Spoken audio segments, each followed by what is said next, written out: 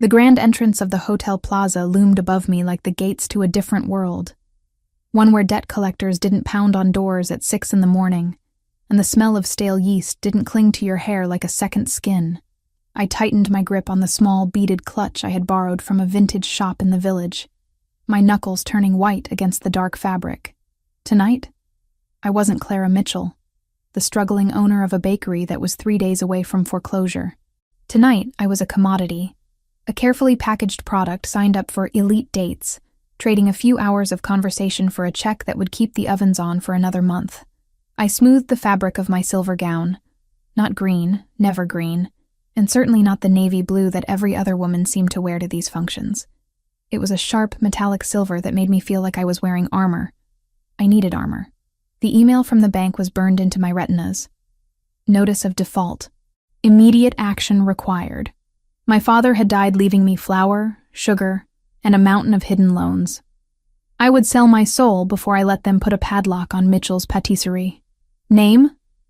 The doorman asked, his voice devoid of interest. Clara, I said, my voice steady despite the trembling in my knees. I'm here for Lorenzo. Someone. The agency hadn't given me a last name, just a pseudonym and a description. The doorman checked a list, nodded once, and pulled open the heavy brass doors. The noise hit me first, a wave of laughter, clinking crystal, and a string quartet playing something aggressive and classical. The air smelled of expensive perfume and old money. I stepped inside, the heel of my shoe sinking slightly into the plush crimson carpet. I scanned the room, my heart hammering a frantic rhythm against my ribs. The instructions were specific. Meet him by the central ice sculpture. He will be wearing a white boutonniere. I navigated through the crowd, feeling like an imposter. These people moved with a languid grace that screamed of generational wealth. I moved like I was late for a shift. I forced myself to slow down, to breathe. I spotted the sculpture, a ridiculous melting swan, and saw him. Lorenzo was undeniably handsome in a way that felt almost aggressive. He had jet black hair slicked back perfectly, skin that looked like it had never seen a day of hard labor, and a jawline that could cut glass. He was leaning against a pillar, checking his reflection in the screen of his phone. As I approached, he looked up. His eyes, dark and restless, swept over me. He didn't look at my face first. He looked at my body, a slow, assessing crawl that made my skin prickle with discomfort. "You must be the bakery girl," he said. His voice was smooth, but there was a jagged edge to it, like a cracked veneer. "Clara," I corrected, extending a hand. "And you must be Lorenzo." He laughed, a short, sharp sound that didn't invite anyone else in. He took my hand, but his grip was clammy, his palm slightly moist. "Lorenzo. Right. That's what they're calling me tonight." He didn't let go of my hand immediately. His thumb rubbed against my knuckles in a way that felt too familiar, too fast. "You clean up nice for someone who plays with dough all day. The agency photos were conservative. This is better." I pulled my hand back, wiping it discreetly against my dress. "Thank you. You have a lovely event here. It's a charity thing. Orphans or whales or something. I don't pay attention to the pamphlet." He winked, leaning in closer than necessary, invading my personal space with a cloud of heavy, musk-based cologne. "I'm just here to make an appearance and spend some money. Speaking of which, you want a drink? You look stiff. Relax, sweetheart. I'm paying for your time, might as well enjoy it. A water would be fine," I said, trying to keep the grimace off my face. "Water? Boring. I'll get us champagne. Stay here. Don't wander off. I want to parade you around in a bit. Make the old men jealous." He patted my arm, a condescending tap, and turned away, vanishing into the throng of people heading toward the bar. I let out a breath I had been holding for 5 minutes. 2 hours, I told myself. Just survive 2 hours of his arrogant commentary and clammy hands, get the check, and save the bakery. It was a transaction, nothing more. I leaned back against the pillar, closing my eyes for a second to center myself. The music shifted, the quartet stopped, and a full orchestra began to play a waltz. The atmosphere in the room changed, becoming heavier, more charged. "May I?" The voice came from behind me. It was deep, resonant, a baritone that vibrated through the floorboards and straight up my spine. I turned around, expecting to see Lorenzo back with the drinks. It was him, but it wasn't. The man standing before me had the same face, the same black hair, the same sharp jawline, the same height, but everything else was wrong. Or perhaps everything else was terrifyingly right. Where Lorenzo had slouched with arrogant laziness, this man stood with the stillness of a predator waiting in the tall grass. His tuxedo fit him differently, perfectly tailored across broad shoulders that seemed to strain against the fabric. He wasn't wearing a white boutonniere. He wasn't wearing anything unnecessary. But it was the eyes. Lorenzo's eyes had been restless, darting around the room, full of nervous energy. This man's eyes were dark, endless abysses of brown that locked onto mine with a focus so intense it felt like a physical touch. There was no moisture on his brow, no nervous tick in his jaw. He was absolute calm, absolute authority. I blinked, confused. Had he changed his jacket? Had he sobered up in the span of 3 minutes? "You're back fast," I said, my voice trembling slightly. "And you forgot the champagne." He didn't answer. He didn't smile. He didn't make a joke about whales or orphans. He simply extended a hand toward me. His palm was open, dry, and steady as a rock. "Dance," he commanded. It wasn't a question. It wasn't an invitation. It was an order delivered in a tone that suggested disobedience wasn't even a concept he recognized. I hesitated. My instincts, usually dormant, were suddenly screaming at me. This man felt dangerous in a way Lorenzo hadn't. Lorenzo was a sleazy rich boy. This man felt like he owned the building, the air, and potentially my next breath. But the contract? I was here to be a companion. If I caused a scene or refused him, I forfeited the money. I couldn't lose the bakery. I placed my hand in his. The moment our skin touched, a jolt of electricity shot up my arm, so violent I almost pulled back. His hand engulfed mine. It was hot, rough and calloused. The hand of a man who worked, who fought, not the soft, manicured hand I had touched earlier. His grip was firm, possessive, locking my fingers against his. He didn't wait for me to get my footing. He pulled me toward the dance floor. He didn't navigate the crowd. He parted it. People stepped out of his way instinctively, casting glances at him that looked a lot like fear. He didn't acknowledge anyone. His focus was entirely, suffocatingly, on me. When we reached the center of the floor, he spun me around. His arm snaked around my waist, pulling me flush against his body. I gasped. It was improper, far too close for a first dance, far too intimate for strangers. I could feel the hardness of his chest against my breasts, the solid muscle of his thigh brushing mine. He smelled different. The musk cologne was gone, replaced by the scent of rain, expensive scotch, and something sharp like gun oil. "Lorenzo?" I whispered, looking up at him. "You're different." He didn't speak. He began to move, and God, he could move. Lorenzo had walked with a swagger. This man danced with lethal precision. He guided me through the complex steps of the waltz, as if he were controlling my body with his mind. I didn't have to think.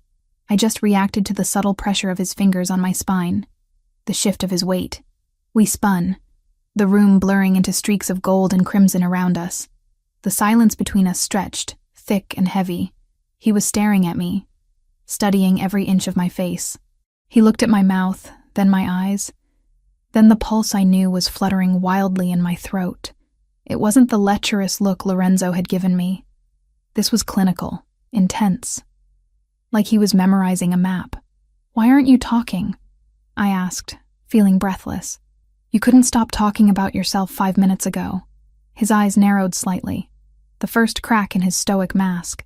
"Talking is for men who have nothing to say." His voice was deeper, rougher. It scraped against my nerves in the most delicious, terrifying way.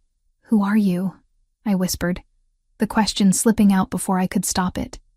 "You're not him. You can't be."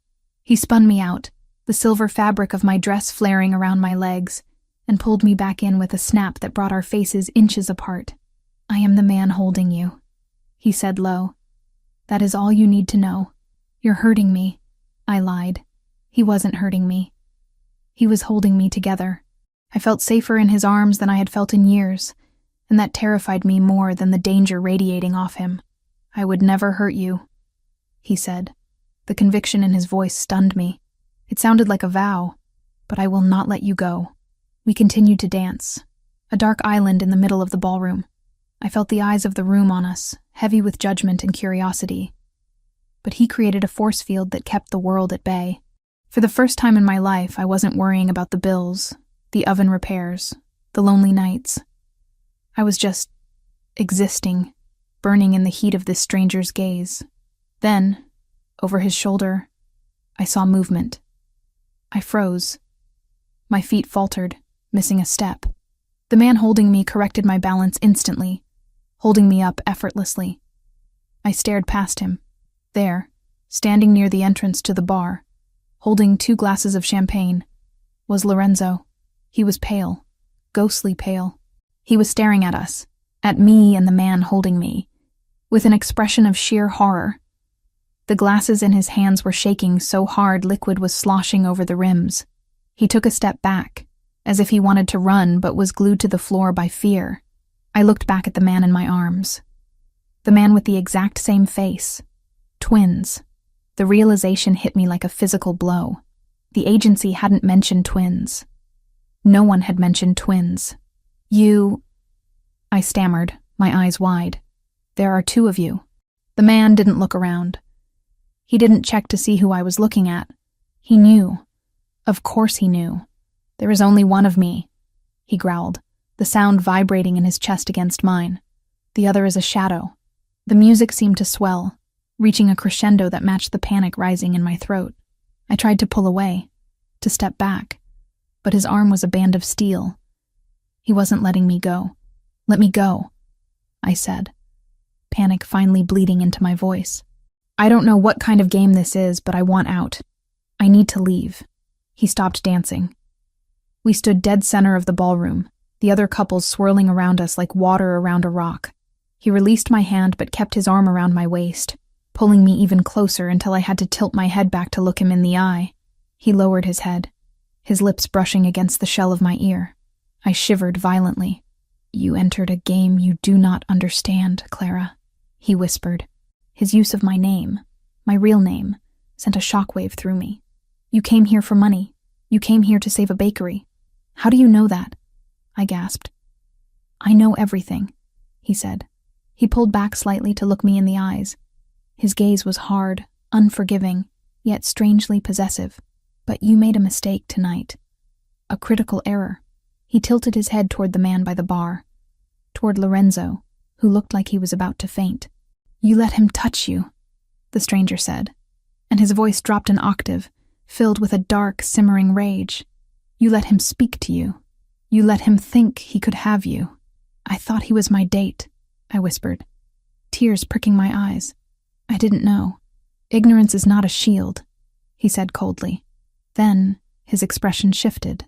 The hardness remained, but something else flickered in the depths of those dark eyes. Something that looked like ownership. You picked the wrong brother, Bella. Beautiful. The Italian endearment rolled off his tongue like a caress, and a threat intertwined. But now, he continued, his thumb digging into my hip. The mistake is corrected. He didn't wait for me to argue. He didn't ask. He turned us both around, keeping me tucked firmly against his side, his body shielding me from the rest of the room. He began to walk toward the exit. Wait. I tried to dig my heels in, but he was unstoppable. He moved with a momentum that carried me along with him. My purse! I left my purse at the table. I have it, he said, not breaking stride. We cut through the crowd. I glanced toward the bar as we passed. Lorenzo, Matteo, whoever he was, saw us coming. He didn't step forward to claim his date. He didn't shout. He shrank back against the wall, eyes wide with terror, avoiding his brother's gaze entirely. It was pathetic. It was revealing. The man who had been so arrogant 5 minutes ago was now nothing more than a frightened child in the presence of this dark force. The stranger didn't even look at his twin. He walked past him as if he were furniture. a complete and total dismissal that spoke volumes about the power dynamic between them. We burst through the heavy brass doors and out into the cool night air of New York City. The noise of the street was a stark contrast to the stifled atmosphere of the ballroom. The doorman scrambled to open the door of a massive black armored SUV that was idling at the curb, its engine purring like a beast waiting to be unleashed. "Get in," the stranger ordered. I stood on the sidewalk, the cold wind biting through the thin fabric of my silver dress. My mind was racing. Every survival instinct I had was telling me to run, to scream, to call the police. This was kidnapping. This was insane. But then I looked back at the hotel doors. I saw Lorenzo watching us through the glass, his face twisted in a mixture of relief and malice. I remembered his clammy hands. I remembered the way he had looked at me like I was a piece of meat. Then I looked at the man holding the car door open. He stood tall, imposing, his eyes fixed on me with an intensity that promised protection. Even if it came wrapped in danger, he hadn't lied to me. He hadn't made cheap jokes. He had just taken over. "Clara," he said. It was a command, but it was also an anchor. I looked at the dark interior of the car. I thought about the bakery. I thought about the foreclosure notice. I thought about how tired I was of fighting the world alone. I took a breath, stepped forward, and slid into the leather seat. He followed me instantly, the heavy door slamming shut with a finality that echoed in my chest. The lock engaged with a loud click. The world outside, the debt, the bakery, the wrong brother, was gone. I was locked in with the right one, and as the engine revved, I realized with a terrifying clarity that I had just walked willingly into the lion's den. The heavy thud of the armored door sealing shut severed the last connection to the world I knew. Inside the SUV, the air was still and scented with polished leather and the faint, sharp aroma of the man sitting next to me. The silence wasn't empty. It was pressurized, pressing against my eardrums like deep water. I sat rigid against the seat, my hands clutching the beaded purse in my lap as if it were a lifeline. Outside the tinted windows, the city of New York blurred into streaks of neon and shadow, a moving abstract painting that I couldn't focus on. "Drive," the man ordered. His voice was low, devoid of the frantic energy that his brother had displayed, but it carried a weight that made the driver nod instantly. The car surged forward, merging aggressively into the late-night traffic. I turned my head slowly to look at him. Alessandro Verciani. The name felt heavy on my tongue, even though I hadn't spoken it aloud yet. In the confines of the car, he seemed even larger than he had in the ballroom. His legs were spread slightly, claiming the space, his hands resting loosely on his thighs, hands that could shatter bone or lead a waltz with terrifying precision. He wasn't looking at me. He was staring straight ahead, his profile cut from granite, watching the road with a predator's focus. "You're not taking me home," I said. It wasn't a question. We were heading north, away from my cramped apartment in Queens. "No," he replied, his tone final. "Your home is compromised." "Compromised?" I echoed, a spark of indignation flaring in my chest. "I live in a fourth-floor walk-up with a lock that barely works. It's hardly a fortress to begin with." "What does compromised mean?" He finally turned to me. The streetlights passing overhead cast rhythmic shadows across his face, highlighting the sharp angle of his cheekbone and the depths of his dark eyes. There was no pity in his gaze. There was only a cold, clinical assessment of facts. "It means my brother does not lose gracefully," Alessandro said. He reached into the inside pocket of his tuxedo jacket. The movement was smooth, not threatening, but my muscles coiled instinctively. He pulled out a sleek black tablet and tapped the screen once before extending it toward me. "You asked who I was. You asked why I intervened." "Red." I hesitated, looking from his face to the device. "What is this?" "The reason you are sitting here instead of in a hotel suite being laughed at," he said brutally. I took the tablet. My fingers left smudges on the pristine glass. It was open to a messaging app, a private group chat. The timestamp on the messages was from earlier that evening, less than 2 hours ago. My stomach churned as I began to read. User, Maddie V, 8:45 p.m. Target acquired, the redhead from the agency. Elite Dates finally sent something edible. User, Luca Boy, 8:46 p.m. The baker? Didn't think she was your type. Too much flour, not enough silicone. User, Maddie V, 8:48 p.m. She's desperate. I checked her financials. She's drowning in debt. Daddy died and left her a sinking ship. She'll do anything for a payout. I felt the blood drain from my face. The cruelty of it was breathtaking. He had checked my financials. He knew about my father. I forced myself to keep reading, even as bile rose in my throat. User, Luca Boy, 8:50 p.m. 50K says you can't get her to the Plaza Suite before midnight. She looks stiff. Catholic school vibes. User, Maddie V, 8:51 p.m. Watch me. I'll play the charming investor. I'll promise to save her little shop. By 11 Sadir, she'll be on her knees, and I'll have the 50K. Easy money. I stared at the last message. Easy money. I wasn't a person to them. I wasn't a woman struggling to keep a family legacy alive. I was a prop, a bet, a way for rich, bored men to pass the time and exchange money they didn't need. The interaction in the ballroom replayed in my mind. Lorenzo's clammy hands, his invasive questions, the way he had looked at me like he was calculating my depreciation value. He hadn't been nervous because he liked me.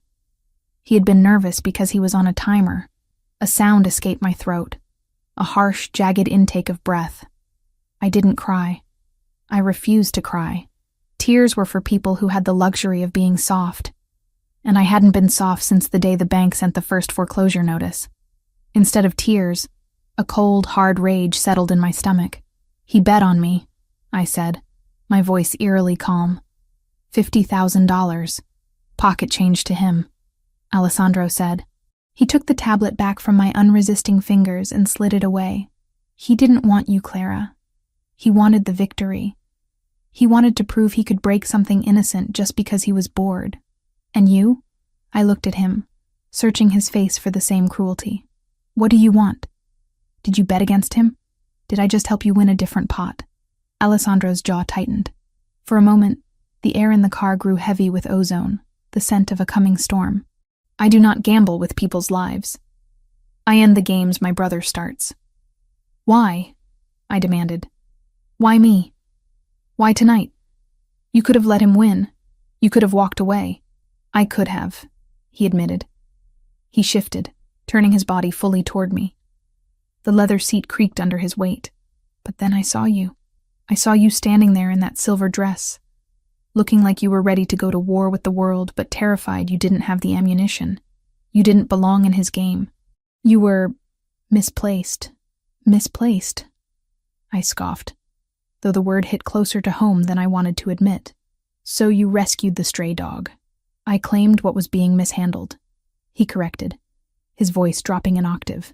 The word claimed sent a shiver down my spine that had nothing to do with the air conditioning. Matteo breaks toys. I keep them. I am not a toy, I snapped. No, he agreed. You are not. Which is why I took you out of there before he could turn you into one. The car began to slow down. I looked out the window, expecting to see a hotel or a mansion, but the neighborhood was familiar. Too familiar. The knot in my stomach tightened until it was painful. We weren't in Manhattan anymore. We were in Brooklyn. We were 3 streets away from the bakery. Why are we here? I asked, leaning forward. You said my home was compromised. The bakery. I'm Matteo as a child, Alessandro said, his voice devoid of emotion, stating facts like a news anchor reporting a tragedy. When a child has his toy taken away, he throws a tantrum. When Matteo loses a bet, he flips the table. What did he do? My voice rose, panic finally cracking through the anger. Alessandro, what did he do? He didn't answer. He didn't have to. The car turned the final corner onto 4th Avenue, and the answer was written in the sky. Orange light flickered against the dark clouds, pulsing like a dying heartbeat. Smoke, thick and black, billowed into the air, choking the streetlights. No, I whispered. No, no, no. The car stopped. Before the driver could even put it in park, I was scrambling for the door handle. It was locked. Open it! I screamed, pounding on the glass. Open the door! Clara! Alessandro's voice was calm, a stark contrast to my hysteria. Wait! Open it! The lock clicked. I shoved the door open and stumbled out onto the pavement. The heat hit me instantly. It wasn't a warm summer breeze. It was a physical wall of scorching air. Mitchell's patisserie. The place where I had taken my first steps, where I had learned to braid dough before I learned to braid my hair, where my father's apron still hung on the hook in the back office, was gone. The front windows had been shattered. Flames were licking up the brick facade, consuming the awning that we had just replaced last year. The closed sign was melting, dripping like wax onto the sidewalk. Firefighters were there, shouting orders, their hoses blasting streams of water that looked pathetic against the roaring inferno. I stood frozen, the heat searing my face, my silver dress reflecting the destruction of my life. It wasn't just a building. It was my father. It was the smell of his cologne mixed with cinnamon. It was the sound of his laugh. It was the only thing I had left of him. The book, I gasped. The realization hit me like a bullet. The recipe book. It wasn't digital. It was a leather-bound journal, handwritten by my great-grandmother, added to by my grandfather, and finished by my dad. It was sitting on the metal prep table in the kitchen. I have to get it, I said, my voice sounding distant to my own ears. I took a step toward the police line, then another. I broke into a run. Hey! Lady! Get back! A fireman shouted. I didn't hear him. I just saw the flames eating the kitchen. I needed to save it. If I lost the book, I lost them. I lost everything. Arms wrapped around my waist. Hard, unyielding bars of iron. I was jerked back with such force that my feet left the ground. Let me go! I screamed, thrashing against the hold. I clawed at the suit jacket, digging my nails in, fighting like a wild animal. My dad's book. It's in there. Let me go. It's gone, Clara. Alessandro's voice roared in my ear, louder than the fire, louder than the sirens. Look at it. It's gone. No. I can save it. Let me go. I kicked backward, my heel connecting with his shin, but he didn't even flinch. He hauled me further back, away from the heat, away from the glass that was exploding outward. You go in there. You die, he growled, spinning me around and pinning me against his chest. He trapped my arms between us, forcing me to look at him instead of the fire. Is that what you want? To die for paper? It's not paper, I sobbed, the fight draining out of me as the reality crashed down. It's him. It's all I have left of him. If that burns, he's really dead. I collapsed against him, my legs giving out. He caught me, holding me upright, absorbing the weight of my grief. He didn't offer empty platitudes. He didn't say, it's okay. He just held me while I watched my legacy turn to ash. The roof of the bakery collapsed with a sickening crash, sending a plume of sparks into the night sky. The crowd gasped. I buried my face in Alessandro's chest, unable to watch anymore. The smell of smoke was everywhere, soaking into my hair, into my dress. He did this, I whispered into the fabric of his lapel. Matteo. Yes, Alessandro said. His heart was beating steady and slow against my cheek, a terrifying contrast to the chaos around us. He sent his men 10 minutes after we left the hotel. He knew he couldn't have you, so he took away the place you were trying to save. I pulled back to look at him. My face was wet with tears, my makeup ruined, my hair a mess. I must have looked like a wreck. But Alessandro looked at me with that same intense focus he had in the ballroom. He thinks this breaks you, Alessandro said. He reached up, his thumb wiping a smudge of soot from my cheek. He thinks that without this building, you are nothing, just a desperate girl with debt. I am, I whispered. I have nothing now. The insurance won't cover arson if they think I did it for the money. And the debt remains. You have nothing, Alessandro repeated. Which means you have nothing to lose. He framed my face with his hands, forcing me to look at him. The firelight danced in his dark eyes, making them look like pools of molten lava. Come with me, he said. To where? I asked weakly. To be your mistress? To be another bet? To be my retribution, he said fiercely. I will rebuild this, Clara, brick by brick. I will make it better than it was. I will clear your debt. I will handle the insurance. I will handle Matteo. And what do I have to do? I asked. Nothing in this world was free. I knew that better than anyone. What is the price, Alessandro? You live in my house, he said. You cook in my kitchen. You stay where I can see you, where I can ensure my brother doesn't finish what he started. I looked over his shoulder at the smoldering ruins of the bakery. The sign was gone. The windows were black holes. There was nothing there for me anymore. No home, no job, no safety.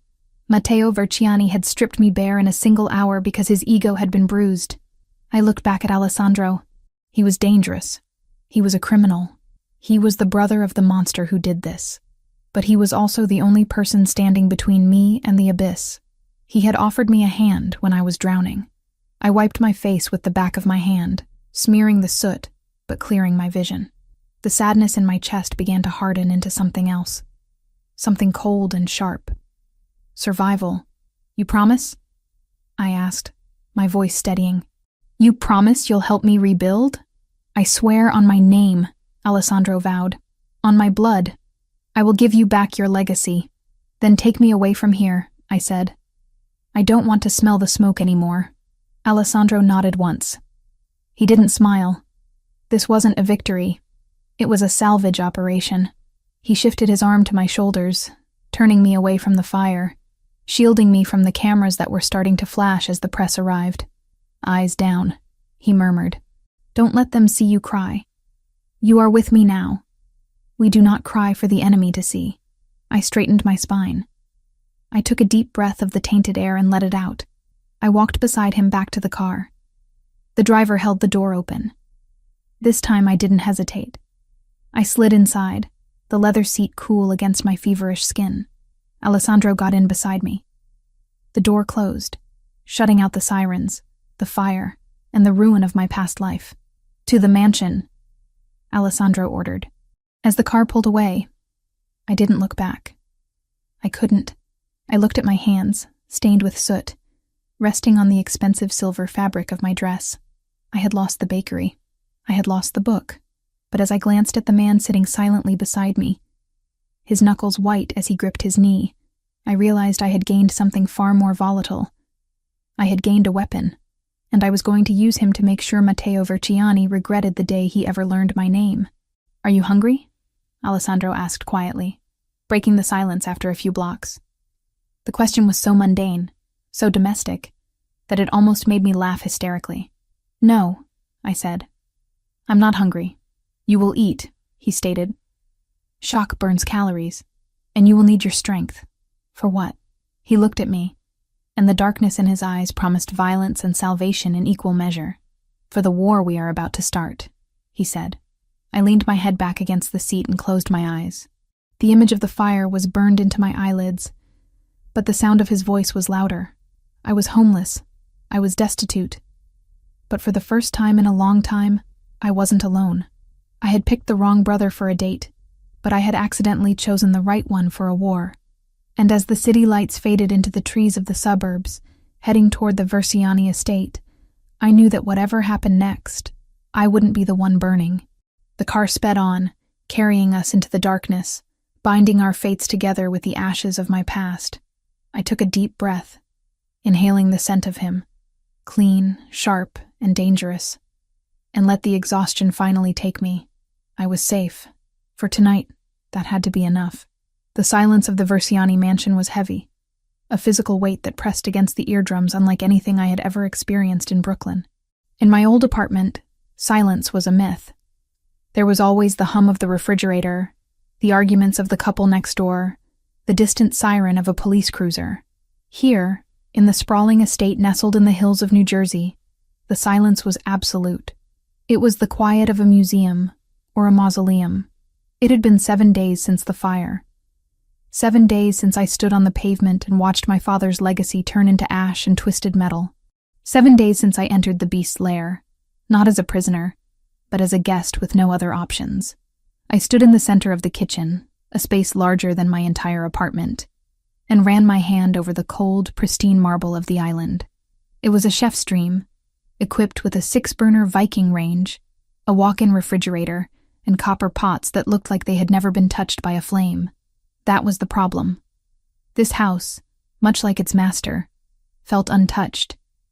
It was sterile, perfect, and completely devoid of life. Alessandro had given me the East Wing. Your quarters, he had called it, as if we were in a Victorian novel.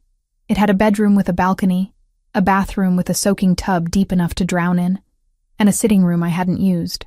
He had provided me with a wardrobe of clothes that fit perfectly, all in muted tones of burgundy, gold, and cream, replacing the soot-stained silver dress I had arrived in. He had been polite, distant, and terrifyingly efficient. But I wasn't a guest. I wasn't a freeloader. And I certainly wasn't going to sit around in silk pajamas waiting for Matteo to finish me off. I checked the time on the industrial clock on the wall. 6 p.m. Alessandro would be home soon. In the week I had been here, I had observed his routine. He left before the sun came up. He returned after the sun went down. He drank black coffee. He rarely ate. The staff, a terrified housekeeper named Maria, and a rotation of stoic security guards, tiptoed around him like he was a sleeping tiger. I tightened the strings of the apron I had found in a drawer. It was stiff, brand new. I rolled up the sleeves of the cashmere sweater he had bought me. Ms. Mitchell?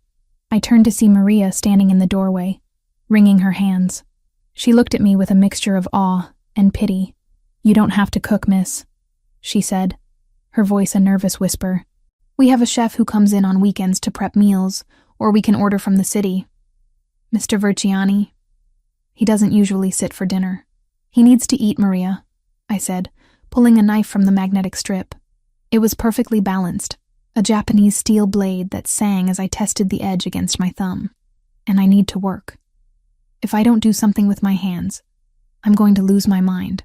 But he didn't ask for... I know, I interrupted gently. But this isn't for him. It's for me. Now, where do you keep the shallots? By the time the front door opened an hour later, the kitchen smelled like home.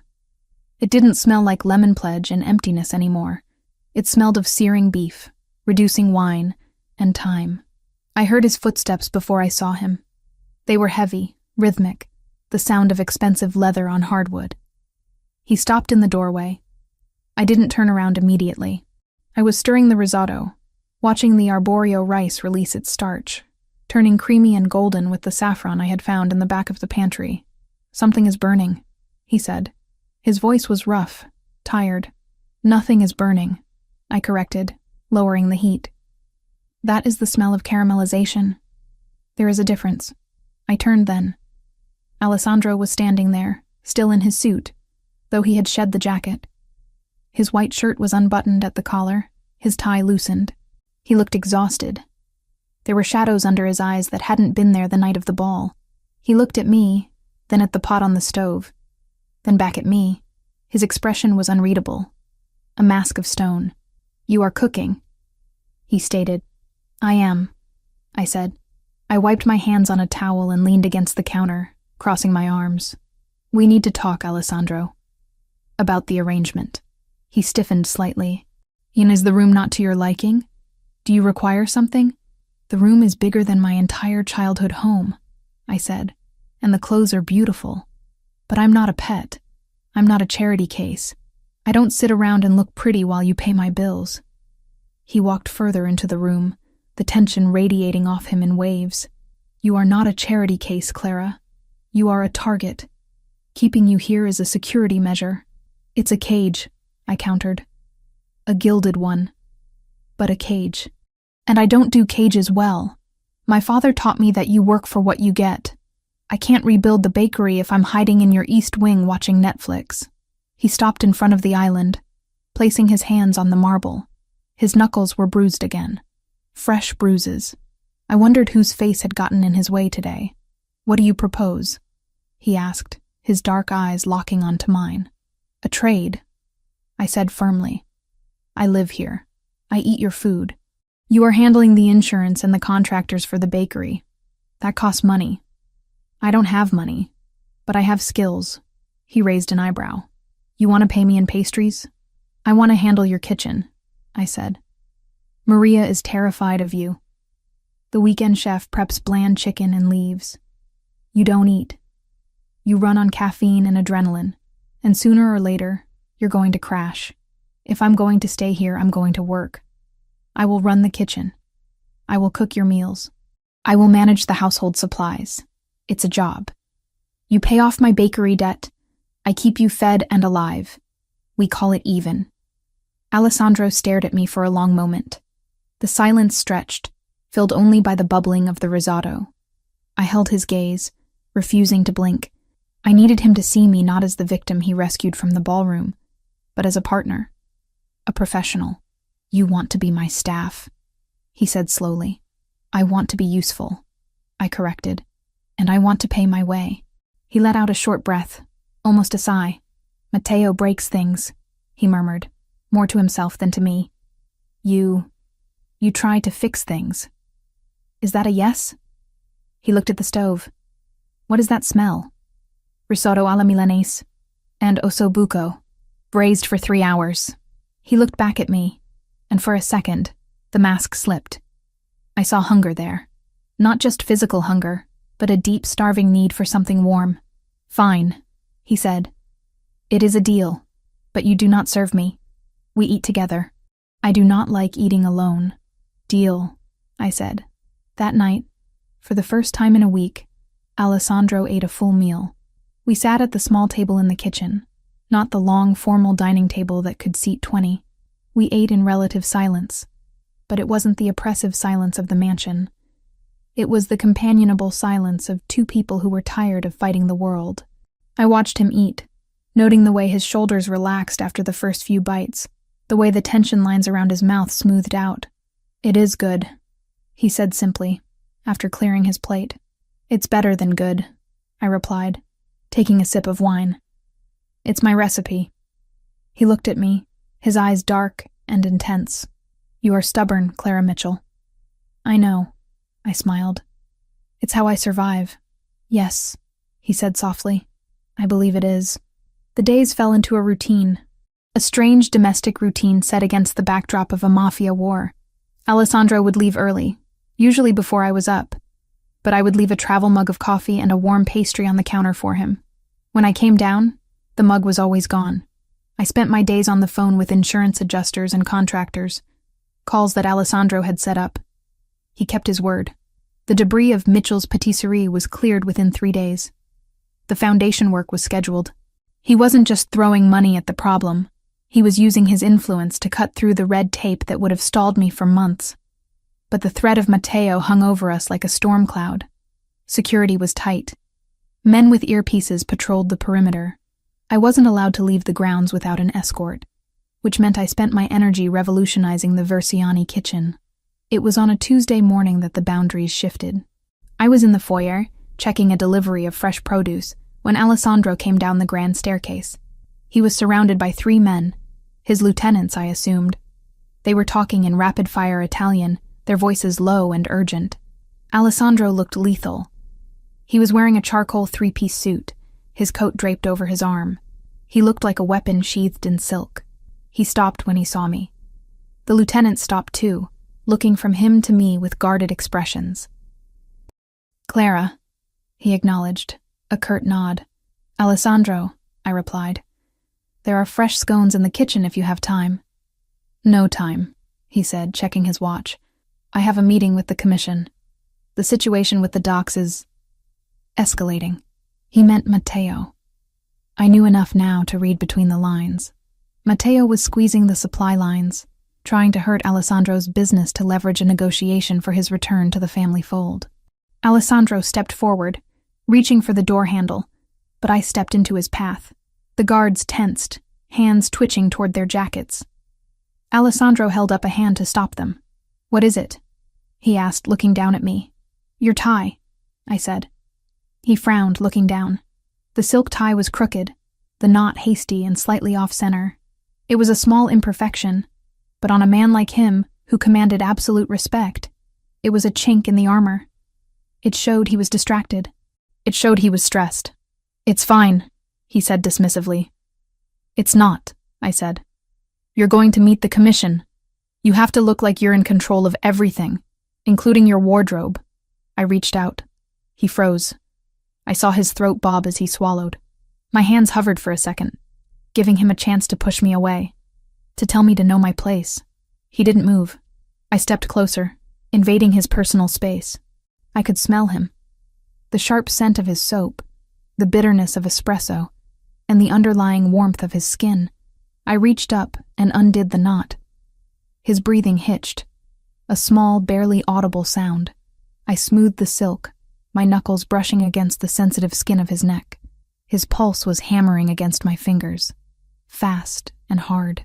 You're nervous? I whispered, keeping my eyes on the knot as I retied it. I do not get nervous, he rumbled, his voice vibrating through my fingertips. You're worried about him, I corrected, sliding the knot up until it sat perfectly against his collar. You're worried he's going to do something stupid and force your hand. He didn't deny it. He caught my wrists before I could pull away. His grip was firm, his thumbs pressing into the soft skin of my inner arms. We were standing so close that the buttons of his vest brushed against my chest. The foyer, the guards, the delivery boxes, everything faded away. You see too much, he murmured, his gaze dropping to my lips. I see the man, not the boss, I whispered back. For a heartbeat, I thought he was going to kiss me. The air between us crackled with electricity, thick and heavy. His head lowered an inch, his eyes darkening with intent. My breath hitched. I wanted him to. God help me, I wanted the monster to kiss me. Then, the walkie-talkie on one of the guards crackled. Cars are ready, boss. The spell broke. Alessandro released my wrists, stepping back. The mask slammed back into place, but his eyes were still burning. Stay inside today, he ordered, his voice rougher than usual. Do not go into the gardens. Be safe, I said. He looked at me one last time, touched the knot of his tie, and turned on his heel. Let's go. I watched him leave, my heart pounding a frantic rhythm against my ribs. I touched my own wrists where his hands had been. I was in trouble. I was falling for the man who was paying my debts, the man whose brother had burned down my life. And the terrifying part was that he was falling too. But reality has a way of crashing the party. 2 hours later, I was in the library, trying to source a specific type of vintage tile for the bakery floor, when my cell phone rang. It was an unknown number. I hesitated, then answered. Clara Mitchell? Speaking. This is Mr. Henderson from First National Bank. I'm calling regarding the personal loan attached to the bakery property. The one co-signed by your father. My stomach dropped. Yes? I thought everything was being handled. Mr. Versiani's lawyers said the insurance would cover the rebuild. The insurance covers the structure, Ms. Mitchell, the banker said, his voice clipped and cold. It does not cover the outstanding personal debt your father took out against the land 3 years ago. There is a clause in the contract. In the event of catastrophic destruction of collateral, the bank has the right to call in the full amount of the loan immediately to mitigate risk. Call in. I gripped the phone tighter. How much? $150,000. Due by close of business tomorrow. Tomorrow? I laughed, a shrill, panicked sound. I don't have that kind of money. You know I don't. The bakery burned down. I have nothing. If the amount is not paid, the bank will seize the land. The bakery will not be rebuilt. We have a buyer already lined up who is very interested in the lot. A Mr. M. Versiani. The room spun. Matteo. Of course. He couldn't stop Alessandro from rebuilding the structure, so he had gone after the land itself. He had bought the debt or pressured the bank.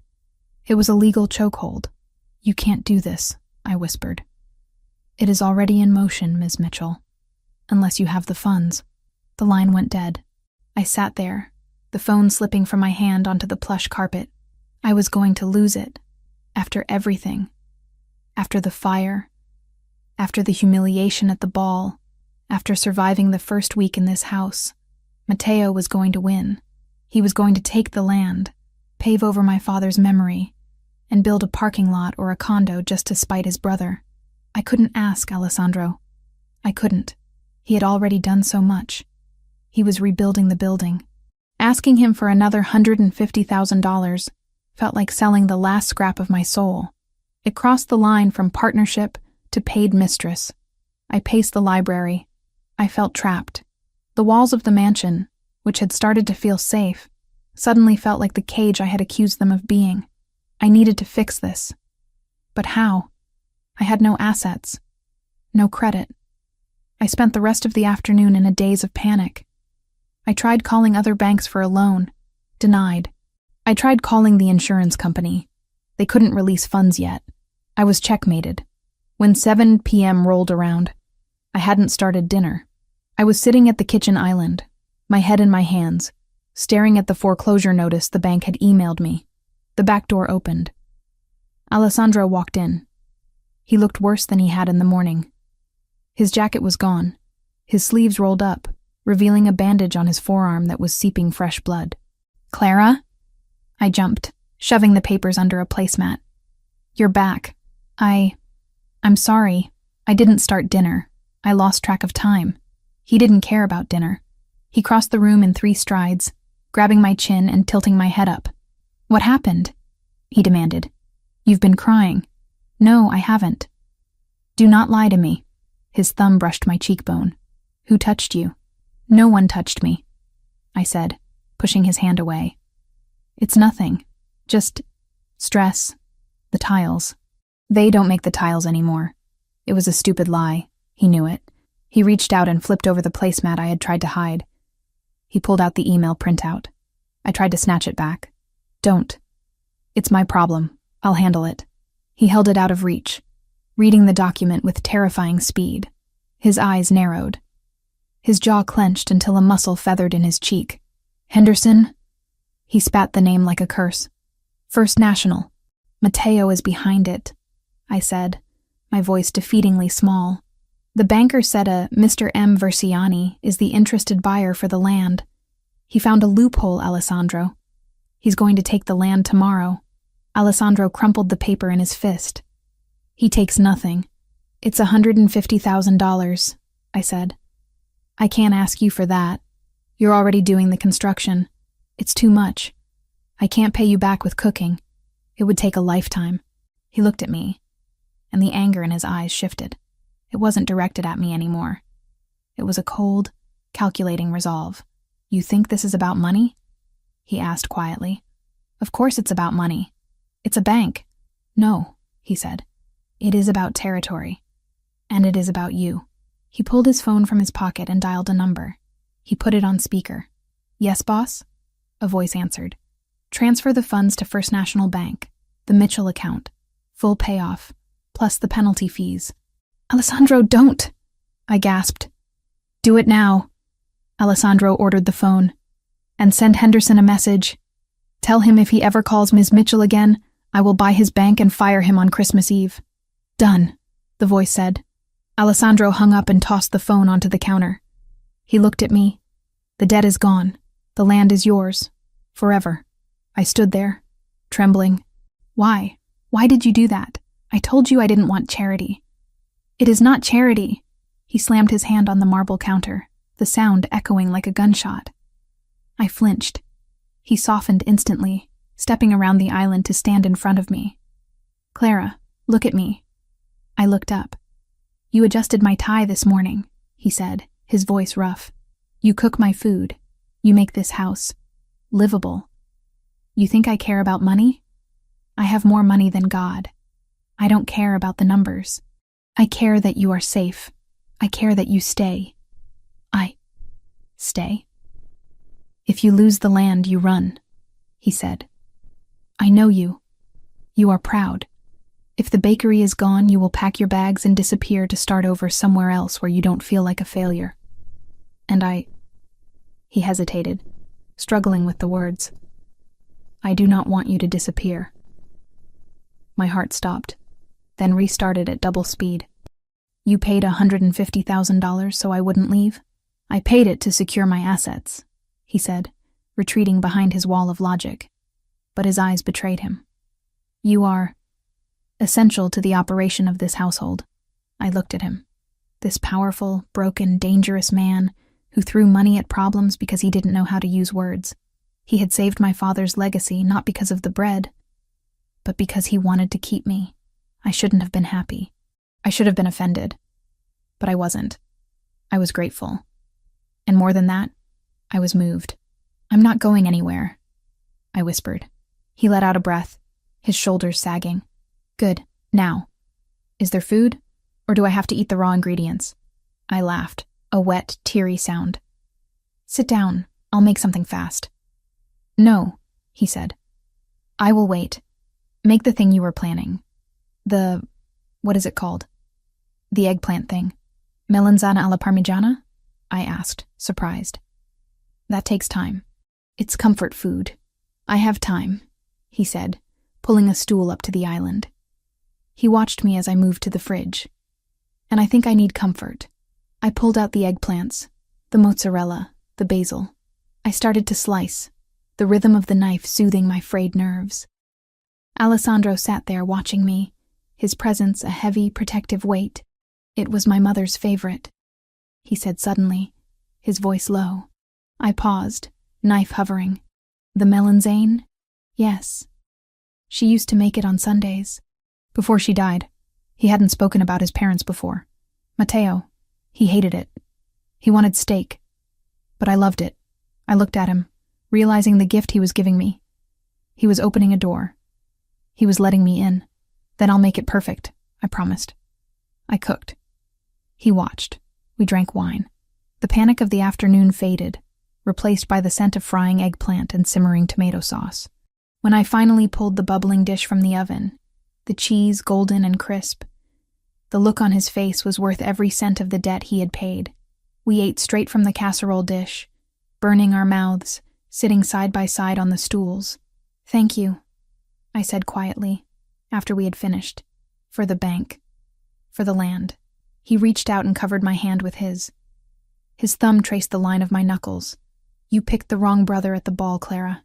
But you are the only one who knows how to feed the right one." I turned my hand over, interlacing our fingers. "I think I picked the right one." He froze. Then, he brought my hand to his lips, kissing the center of my palm. It was an intimate reverence gesture that made my toes curl. "Be careful, tesoro.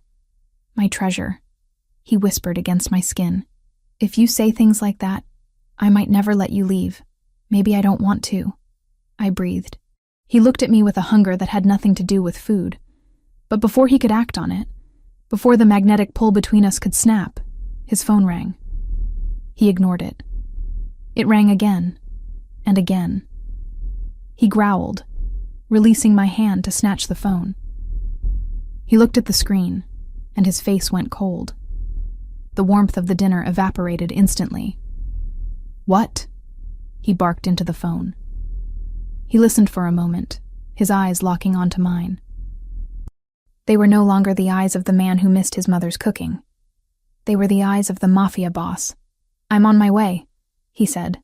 He hung up and stood, buttoning his shirt, reaching for his jacket. "What happened?" I asked, standing up too. "Matteo," he said. "He knows I paid the debt. He knows he lost the land. And he just put a hit out on the contractors," Alessandro said, checking the gun holstered at his side. "He's trying to stop the construction by force." He walked to the door, then stopped and looked back at me. "Lock the doors, Clara. Set the alarm. Do not open it for anyone but me. Alessandro, I will be back," he vowed. "I always come back." He disappeared into the night, leaving me alone in the silent kitchen with the empty casserole dish and the lingering taste of wine on my lips.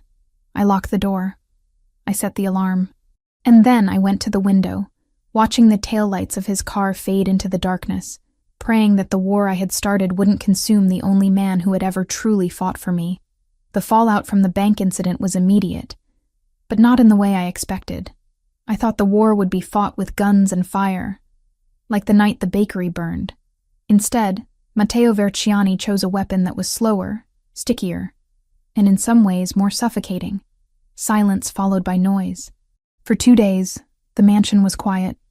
Too quiet. Alessandro was on edge, his phone vibrating constantly with messages he read with a dark scowl. Security was doubled at the gates. I spent my time in the kitchen, aggressively kneading dough for focaccia, trying to exorcise the anxiety that had taken up permanent residence in my chest. Alessandro had saved the land, yes. He had paid the debt. But the tension in his shoulders told me the price for that victory was still being calculated. On the morning of the third day, the noise arrived. It didn't come from an explosion, but from a tabloid on the kitchen island. I walked in to find Alessandro staring at the paper, his hands gripping the marble counter so hard his knuckles were white. He didn't look up when I entered. "What is it?" I asked, setting down my basket of herbs from the garden. He slid the paper toward me. The headline was bold, lurid, and printed in a font designed to scream from a newsstand. The Mafia prince and the kidnapped baker. Scandal rocks Versiani empire. Below it was a grainy photo. It was from the night of the fire. It showed Alessandro holding me back from the flames, his arms wrapped around me, my face buried in his chest. But the caption didn't tell the story of a rescue. It read, "Alessandro Versiani seen restraining Clara Mitchell, daughter of local business owner, as her property burns. Sources say the blaze was set to force Mitchell into compliance. Is the baker of Brooklyn a guest or a prisoner?" I felt the blood drain from my face. "They think you burned it," I whispered. "They think you kidnapped me." "Matteo," Alessandro said. The name was a curse. He leaked the photo. He spun the narrative. He knows he can't touch me physically right now without starting a civil war within the commission. So he attacks the one thing the families value as much as money: stability. "He's trying to make you look like a monster," I said, reading the article. It described me as a helpless victim, and Alessandro as a volatile tyrant who was stealing women off the street. "He is trying to isolate me," Alessandro corrected. He turned away from the counter, pacing the length of the kitchen. "The winter gala is tonight. The heads of the 5 families will be there. The Russians. The Irish. If they believe I am erratic, if they believe I am burning down civilian businesses and kidnapping women for sport, they will back Matteo. They will see him as the stable option. He wants to force a vote of no confidence." I looked at the photo again. I looked at the man pacing the room. The man who had paid $150,000 just so I wouldn't leave. The man who ate my eggplant parmesan like it was a religious experience. "Then we prove them wrong," I said. Alessandro stopped pacing. He looked at me, his dark eyes narrowing. "Clara, this is not a dinner party. This is a Shark Tank. If you walk into that room with me—" "If I don't," I interrupted, walking around the island to stand in front of him. "Then you look guilty. You look like you're hiding me. But if I walk in there, standing next to you, not behind you, then Matteo looks like a liar." He studied me for a long moment, the silence stretching between us. He wasn't looking at me like a boss looking at an employee, or a savior looking at a victim. He was looking at me like a partner. "It will be dangerous," he warned. "They will judge you. They will whisper. Matteo will be there, and he will not be sober. Let him come," I said, lifting my chin. "I've faced foreclosure, fire, and your brother's cheap pickup lines. I think I can handle a few whispers." A slow heat kindled in his eyes. He reached out, his hand cupping my cheek, his thumb brushing over my skin with a reverence that made my breath hitch. "Then get dressed," he said, his voice dropping to that rough velvet timbre that turned my knees to water. "We are going shopping." The boutique Alessandro took me to wasn't a store. It was a fortress of silk and chiffon located in a brownstone on the Upper East Side that didn't have a sign. The windows were frosted. The door was locked until a security guard recognized Alessandro and buzzed us in. Inside, it smelled of lavender and money. A woman with severe glasses and an impeccable suit hurried over. "Mr. Versiani," she said, inclining her head. "We weren't expecting you." "I need a gown," he said, "for the gala. Tonight." "Of course," she said, her eyes flicking to me. There was judgment there. I was wearing jeans and one of Alessandro's oversized sweaters, but she hid it quickly. "For the young lady? What style were you thinking? We have a lovely selection of pastels. Perhaps something modest, too." "No," Alessandro said. He didn't look at the racks. He looked at me. "She does not need modest, and she does not wear pastels. She chooses. He walked over to a leather armchair, sat down, and crossed his legs. He gestured to the store. Whatever you want, Clara. Choose something that tells them who you are. It was a test. Or maybe it was a gift. Matteo had treated me like a doll to be dressed up for a bet. Alessandro was giving me the weapon and letting me aim it. I walked through the racks. I touched silks that felt like water and satins that felt like glass. I saw the navy blue dresses, the safe, elegant choice for a Mafia wife. I saw the black dresses, the color of mourning and power. But then, in the back, I saw it. It wasn't safe. It wasn't quiet. It was a deep, rich burgundy, the color of expensive wine or fresh blood. It was made of heavy velvet that looked like it could absorb the light. It had long sleeves, a high neck that dipped into a dangerous V in the back, and a slit that went up to the thigh. It was regal. It was bold. It was the color of the heart I was trying to protect. This one, I said. The saleswoman hesitated. That is a very strong color, miss. It is from the vintage collection. It might be too heavy for— Try it on, Alessandro said from his chair. His eyes were fixed on the dress, and I saw a flash of hunger there that he didn't bother to hide. 10 minutes later, I stepped out of the dressing room. The velvet hugged every curve of my body, heavy and protective. The color made my pale skin look luminous, and my red hair look like fire. I had pinned my hair up loosely, letting a few strands fall to frame my face. I wasn't wearing the silver jewelry I had worn to the plaza. I was wearing nothing but the dress and the gold heels the assistant had found. I walked to the pedestal and turned to the mirror. For the first time in weeks, I didn't see the tired girl who cried over bills. I saw a woman who had survived a fire. I looked at Alessandro in the reflection. He had stood up. He was staring at me with an intensity that made the air in the room feel thin. He walked toward me slowly, like he was approaching a wild animal he intended to capture. He stopped right behind me, his dark eyes locking with mine in the glass. Burgundy, he murmured, his voice rough. The color of kings. Do you like it? I asked, my voice barely a whisper. He placed his hands on my shoulders, his thumbs rubbing against the velvet. The heat of his palm seeped through the heavy fabric, branding me. I think, he said, leaning down so his breath ghosted against my ear, that if you walk into the gala wearing this, no one will be looking at Matteo. He reached into his pocket and pulled out a velvet box. He opened it to reveal a necklace, a simple, heavy gold chain with a single blood-red ruby teardrop. Alessandro, I breathed. I can't. That looks— It was my grandmother's, he said, fastening it around my neck. The cold metal settled against my skin, the ruby resting in the hollow of my throat. She wore it when she took over the business after my grandfather died. It is a symbol, Clara. It means you are under my protection. He turned me around to face him. His gaze swept over my face, the dress, the necklace. You look like a queen, he said. Now let's go show them who rules this city. The winter gala was held at the Metropolitan Opera House. It was a spectacle of wealth that made the plaza event look like a high school prom. The red carpet was lined with photographers, but unlike the chaotic flashing lights of a movie premiere, this press line was controlled, almost silent. These photographers knew who they were photographing. They knew that a bad angle could result in a broken camera, or worse. The air was freezing, winter biting at my exposed skin. But the heavy velvet of my dress kept me warm. Alessandro helped me out of the car. He was wearing a tuxedo that fit him like a second skin, tailored to hide the shoulder holster I knew he was wearing. Stay close, he murmured, offering me his arm. Head up, eyes forward. Do not look at the floor. You bow to no one. I took his arm. His bicep was hard as rock beneath the wool of his coat. I'm ready. We walked up the stairs. As we entered the grand lobby, the hum of conversation died instantly. It wasn't a gradual quiet. It was a guillotine drop of silence. Hundreds of heads turned. I felt the weight of their stares physically.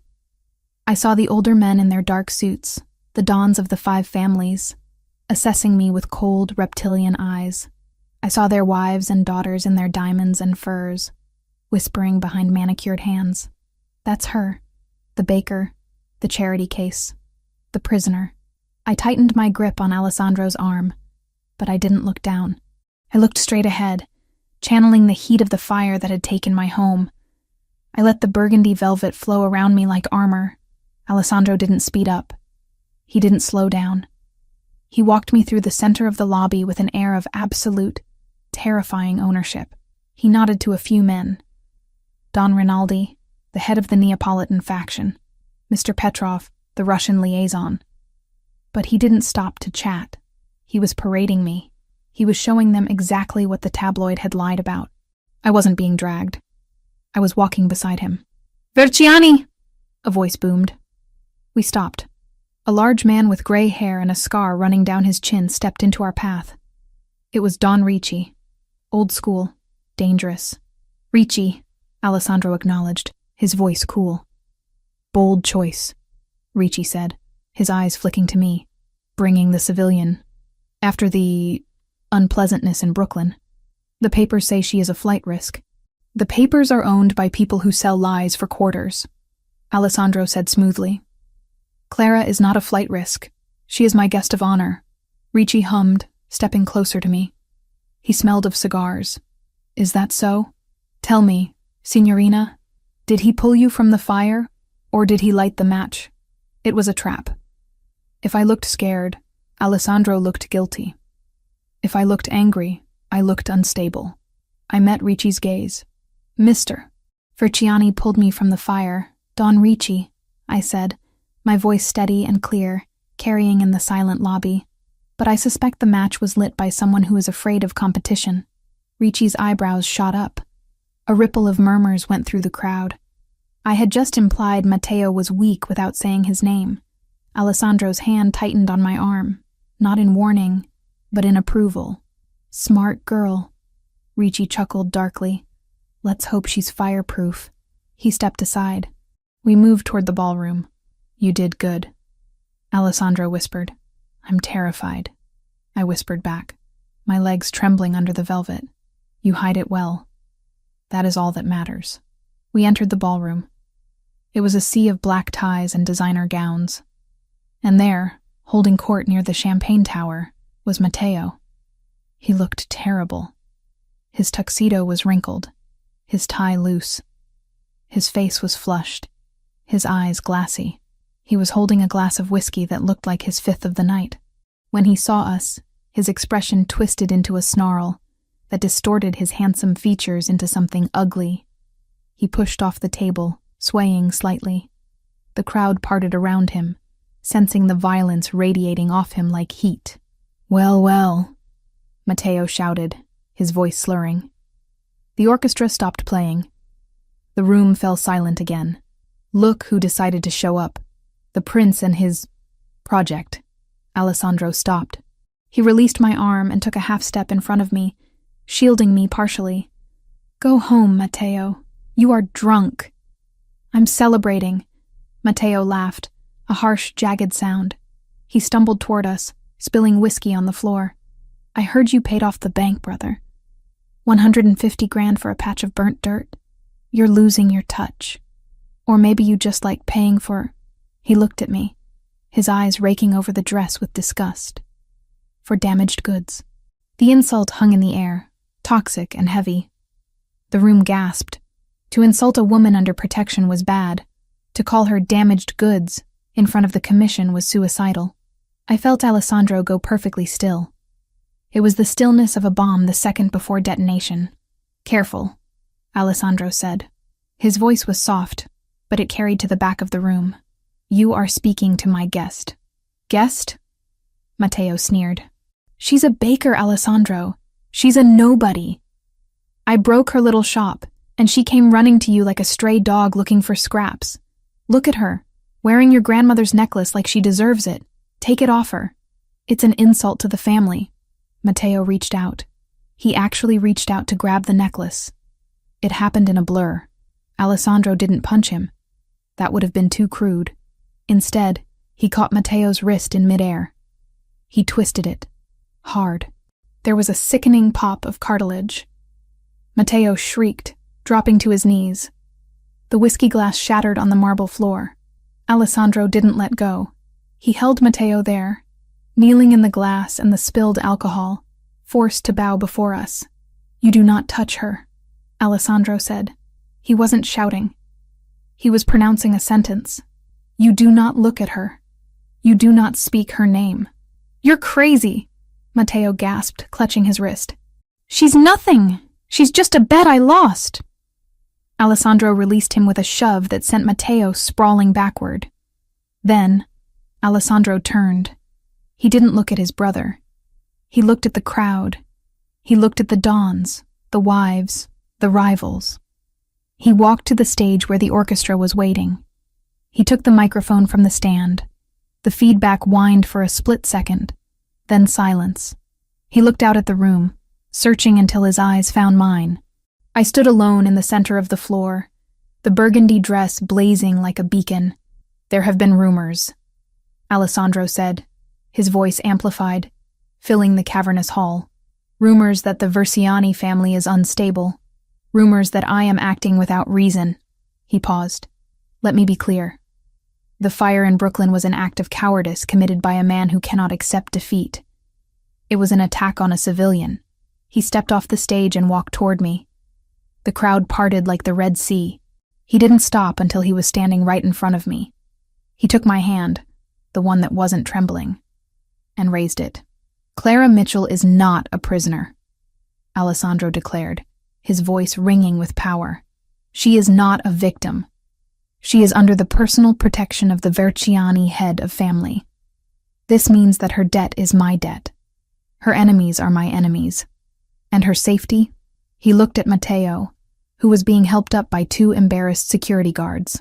"Is my only priority." Alessandro looked back at me. "Anyone who disrespects her, disrespects me. Anyone who touches her declares war on me.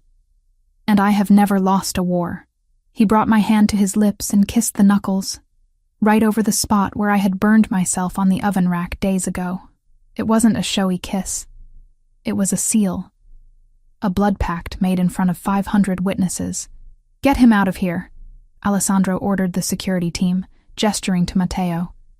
"He is no longer welcome at family events." "You can't do this," Matteo screamed as the guards grabbed his arms. "I'm your blood. She's just a girl." "She is a queen," Alessandro said coldly. "You are a drunk." They dragged Matteo out. The doors closed behind him, cutting off his shouts. The silence that followed was terrified, reverent. Alessandro looked at me. "Are you all right?" he whispered, away from the microphone. I looked at him. My heart was pounding so hard I thought it would bruise my ribs. He had just claimed me. Not in secret, not in a car, but in front of the entire world that mattered to him. He had exiled his own brother for me. "I'm fine," I breathed. "I'm better than fine." "Good," he said. "Because I need air." He took my elbow and guided me not back to the crowd, but toward the French doors that led to the terrace. The crowd stepped back, bowing their heads slightly as we passed. They weren't looking at the baker anymore. They were looking at the boss's woman. We stepped out onto the stone balcony. The winter air hit us instantly, freezing and sharp, but after the heat of the ballroom, it felt clarifying. The city lights of Manhattan sprawled out before us, a grid of gold and diamonds. Alessandro walked to the stone railing and gripped it, staring out at the city. I watched him. I saw the way his chest heaved, the way the adrenaline was slowly bleeding out of him, leaving him raw. I walked over and stood next to him. I didn't say anything. I just placed my hand over his on the cold stone. He turned his hand over and gripped mine, lacing our fingers together. "I didn't plan the speech," he admitted, his voice low. "It was a good speech," I said. "A bit dramatic, but effective." He let out a short, dry laugh. "I broke his wrist. My mother would be ashamed." "Your mother would be proud that you stood up for someone who couldn't stand up for themselves," I said softly. "Matteo he was going to hurt me, Alessandro. Not physically, maybe, but he wanted to strip me of my dignity. He wanted to make me feel small. He succeeded with the fire," Alessandro said. "I wasn't going to let him succeed tonight." He turned to face me, blocking the wind with his body. He looked down at the necklace, his grandmother's necklace, resting against my skin. "You asked me once why I intervened," he said. "Why I took you from the ball. Why I paid the debt. You said it was to secure your assets," I reminded him. I lied. The wind whipped a strand of hair across my face. He reached out and tucked it behind my ear, his fingers lingering on my jaw. His touch was hot, searing against the winter chill. "I did it because I wanted to," he confessed, the words torn from him. "I did it because when I saw you in that silver dress, dancing with a man who didn't deserve to breathe the same air as you, I felt something I haven't felt in 10 years. "What?" I whispered, my breath misting in the air between us. "Possessive," he said. "Territorial. Alive." He stepped closer, eliminating the space between us. My back pressed against the stone railing. There was nowhere to go, and I didn't want to go anywhere. "I didn't save you to settle a score, Clara. I saved you because the thought of you belonging to anyone else, it made me want to burn the city down myself." My heart stuttered. This was it. The line. We were crossing it. "And now?" I asked. "Everyone inside thinks I belong to you now. They think I'm yours." He looked at me, his eyes dark and endless, filled with the reflection of the city lights and a hunger that could consume worlds. "Let them think," he whispered, leaning down until his lips were hovering millimeters from mine. "But tell me, Clara, do they think right?" I looked at the man who had rebuilt my life from the ashes. The man who had faced down his own blood to protect my honor. The man who made me feel like a queen in a velvet dress. I reached up, tangling my fingers in the hair at the nape of his neck. "Yes," I breathed. He didn't hesitate. He crashed his mouth down on mine. It wasn't a gentle kiss. It was a collision. It was fire and ice, velvet and steel. It was the taste of danger and the promise of safety. He kissed me like he was starving, and I kissed him back with everything I had. All the fear, all the gratitude, all the anger at the world, pouring it into him. His arms wrapped around me, lifting me slightly off the ground, crushing me against his chest. I felt the gun holster under his jacket, the hard muscle of his chest, the frantic beating of his heart that matched my own. For a moment, on that balcony, there was no Mafia, no debt, no Matteo.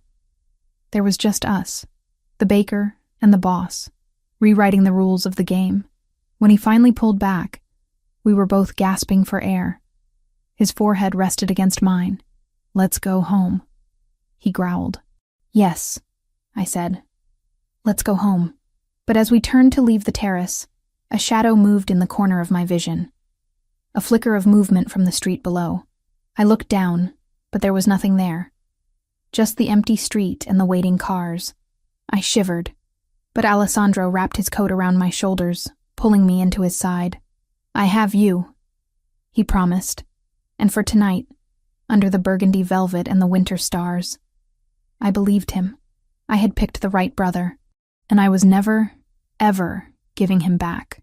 The storm that battered the Versiani estate that night felt less like weather and more like a premonition. Rain lashed against the reinforced glass of the East Wing's balcony doors, the sound rhythmic and violent, drowning out the silence that usually suffocated the mansion. I lay in the center of the massive bed, staring up at the intricate plaster molding of the ceiling, unable to close my eyes. My body was exhausted, drained by the adrenaline of the gala and the emotional whiplash of the last 48 hours. But my mind was a live wire. Every time I closed my eyes, I saw Alessandro on the balcony. I felt the rough stone railing against my back, the biting winter wind on my face, and the searing heat of his mouth on mine. It hadn't been a performance. The speech in the ballroom might have been calculated to silence the commission. But the kiss, that was raw. It was acclaiming. I touched my lips, half expecting them to still feel bruised. He hadn't come to my room tonight. After we returned from the city, he had retreated to his study in the West Wing, claiming he had urgent calls to make regarding the fallout with Matteo. He had kissed my forehead at the bottom of the stairs, his eyes dark and heavy with unsaid words, and told me to lock my door. "Sleep," he had ordered, though he looked like he hadn't slept in a decade. "I will secure the house." I had obeyed. I had locked the heavy oak door, engaged the deadbolt, and even propped a heavy chair under the handle. A habit from my days living alone in a bad neighborhood in Brooklyn. It felt silly in a fortress like this, guarded by men with earpieces and assault rifles. But old habits died hard. I turned over, burying my face in the silk pillowcase that smelled faintly of lavender detergent. The storm outside intensified, a crack of thunder shaking the floorboards. Somewhere deep in the house, a floorboard creaked. I froze. My breath caught in my throat. I strained my ears, listening through the drumming of the rain. The mansion was old. It settled and groaned like a living thing. It was probably nothing. Probably just the wind. But the hair on the back of my arms stood up. It was that instinct again. The same one that had screamed at me in the ballroom before I even knew Matteo was the wrong brother. I sat up slowly, clutching the duvet to my chest. The room was pitch black, save for the occasional flash of lightning that illuminated the furniture in ghostly bursts of white light. The handle of my bedroom door turned. It was a slow, deliberate movement. The metal latch clicked, hitting the resistance of the deadbolt. Then silence. "Alessandro?" I whispered, my voice trembling. He wouldn't try to enter without knocking. He had been scrupulously respectful of my space since I arrived. He treated the East Wing like a sanctuary he wasn't allowed to violate. There was a pause. Then, a scratching sound. Metal on metal. It sounded like a pick working the lock. My heart hammered against my ribs. Security had the master keys. Alessandro had the key. No one needed to pick a lock in their own house. I scrambled out of bed, my bare feet silent on the plush carpet. I didn't run to the door. I ran to the bedside table.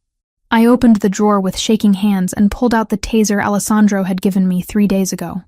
"It is not a toy," he had said, pressing the cold plastic into my palm. "It delivers 50,000 volts.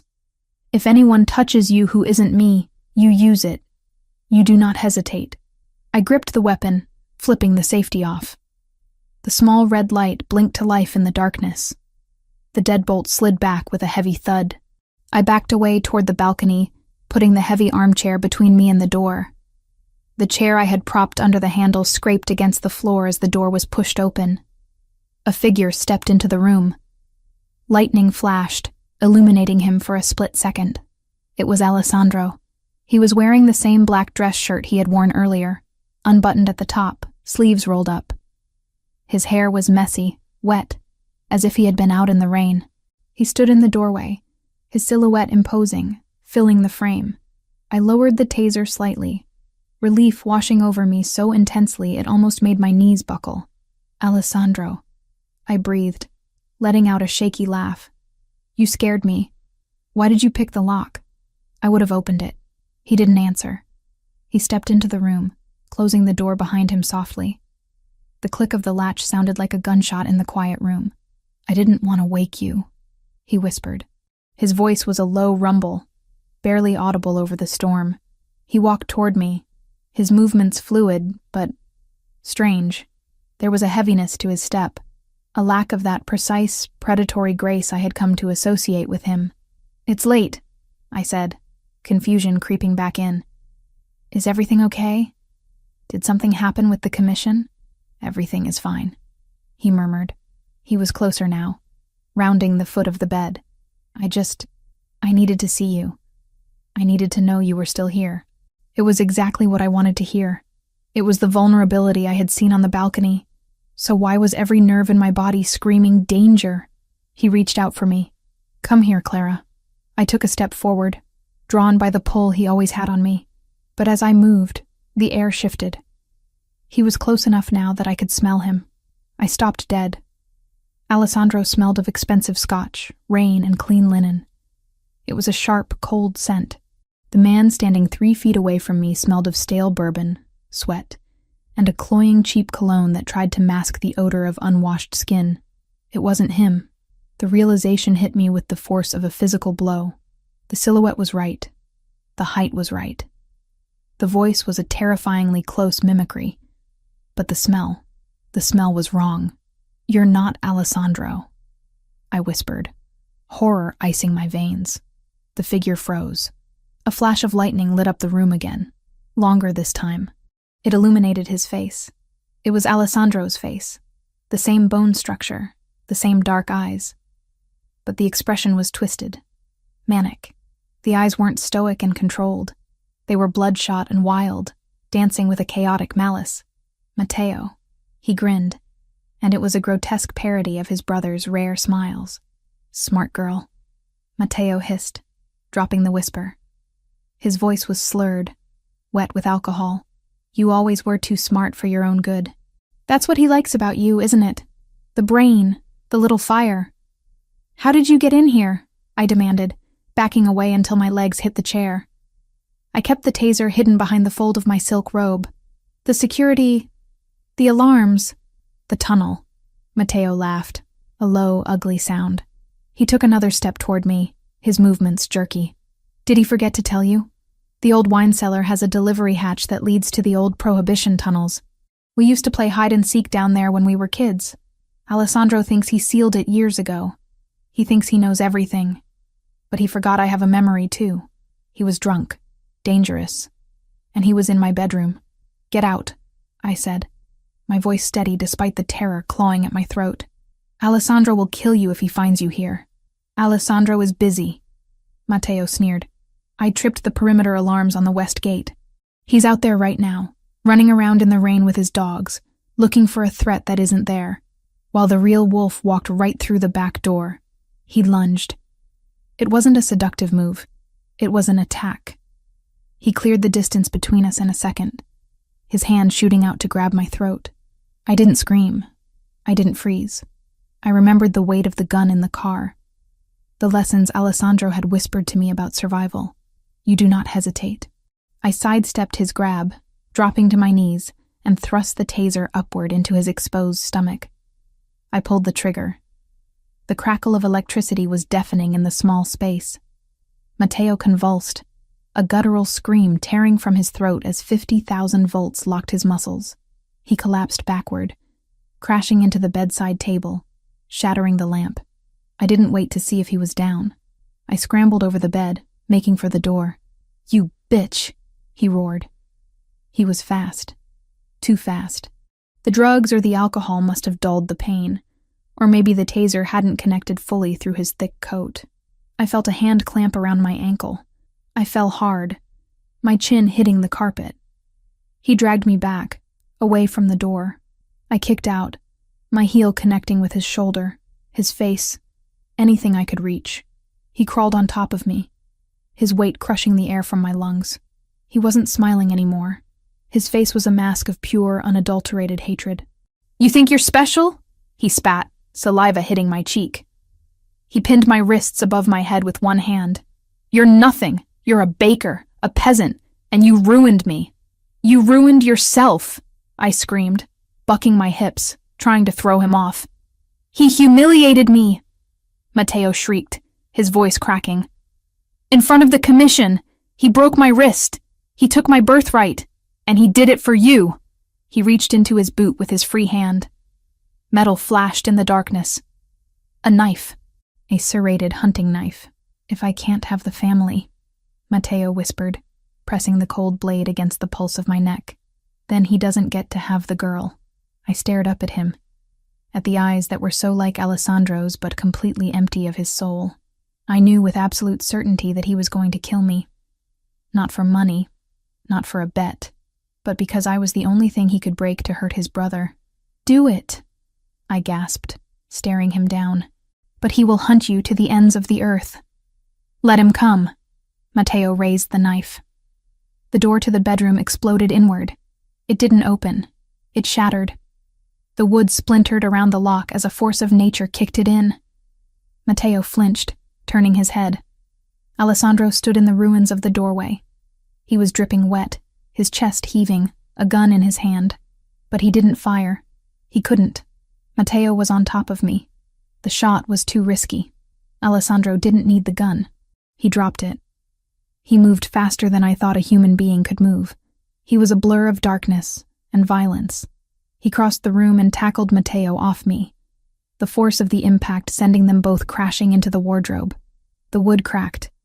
Mirrors shattered, raining shards of glass onto the carpet. I scrambled backward, gasping for air, clutching my throat where the knife had pressed. The two brothers were a tangle of limbs on the floor. It was like watching a mirror image fight itself. They had the same build, the same strength, but Alessandro fought with a cold, terrifying precision, while Matteo fought with the desperate flailing of a drowning man. Matteo slashed with the knife. Alessandro caught his wrist, the same one he had broken at the gala. He twisted it. The sound of the bone snapping again was sickening, a wet crunch that made my stomach turn. Matteo screamed, dropping the knife. Alessandro didn't stop. He punched Matteo in the face. Once, twice, 3 times. Each blow was a heavy, meaty thud. He wasn't fighting to subdue. He was fighting to erase. "You touched her!" Alessandro roared, his voice unrecognizable. It was guttural, animalistic. I told you what would happen." He dragged Matteo up by the lapels of his jacket and slammed him against the wall. Matteo's face was a ruin of blood and bruises. He was barely conscious, his legs dragging on the floor. Alessandro wrapped his hands around Matteo's throat. His biceps bulged, the veins in his neck straining. He was going to kill him, right here, right now. He was going to snap his own twin's neck. "Alessandro!" I screamed. He didn't hear me. His eyes were fixed on his brother's face, wide and unseeing, lost in the red haze of berserker rage. "Die," Alessandro whispered. "Just die." Matteo clawed feebly at Alessandro's hands, his eyes rolling back in his head. I couldn't let this happen. Not because I cared about Matteo. I wanted him dead for what he had done, but because if Alessandro killed his brother with his bare hands in my bedroom, he would never come back from it. It would destroy the part of him that was still human. It would make him exactly what Matteo claimed he was. A monster. I scrambled to my feet, ignoring the glass cutting into my bare soles. I ran to them. I didn't pull on Alessandro's arm. I knew I couldn't move him. I placed my hands on his face. "Alessandro!" I shouted, forcing him to look at me. "Look at me!" He didn't blink. His grip tightened. Matteo made a choking, gurgling sound. "Alessandro, stop!" I pleaded, pressing my forehead against his cheek. I could feel the heat radiating off him, the tremors of rage shaking his massive frame. "He's defeated. It's over. Don't do this. He touched you." Alessandro rasped, his eyes still locked on Matteo. "He held a knife to your throat. And he failed." I said firmly. "I'm alive. I'm right here. But if you kill him now, you lose. You become him." Alessandro's eyes flickered. He looked down at me. He saw the terror in my face. Not terror of Matteo, but terror for him. "Don't stain your soul for him," I whispered, my thumb stroking his cheekbones, smearing the blood that had splattered there. "And please, don't dirty the carpet. I just got the stain out from the wine." It was an absurd thing to say. Ridiculous. But it was domestic. It was grounding. It was something Clara the baker would say, not a Mafia victim. It broke the trance. Alessandro blinked. The murderous haze receded, replaced by a cold, sharp clarity. He looked at his brother's purple, gasping face. He looked at his own hands wrapped around Matteo's throat. He released him. Matteo crumbled to the floor like a puppet with cut strings, coughing and retching, curling into a fetal position. Alessandro stepped back, chest heaving. He looked at his hands, then at me. He reached out, touching my neck where the knife had been. "Did he cut you?" he asked, his voice shaking. "No," I said. "Just a scratch. I'm okay." He pulled me into him, burying his face in my hair. He held me so tight it hurt, but I didn't complain. I held him back, anchoring him to the earth. "I should have checked the wine cellar," he muttered into my hair. "I should have known. I was arrogant." "You came," I said. "That's what matters." The sound of running footsteps echoed in the hallway. The security team finally arrived, guns drawn, looking panicked. They stopped at the door, taking in the scene, the shattered wardrobe, the unconscious brother on the floor, the boss covered in rain and blood holding me. "Boss!" the head of security gasped. The Westgate alarm was a diversion," Alessandro said coldly, not letting go of me. He turned to face his men, his mask of command sliding back into place. though it was cracked.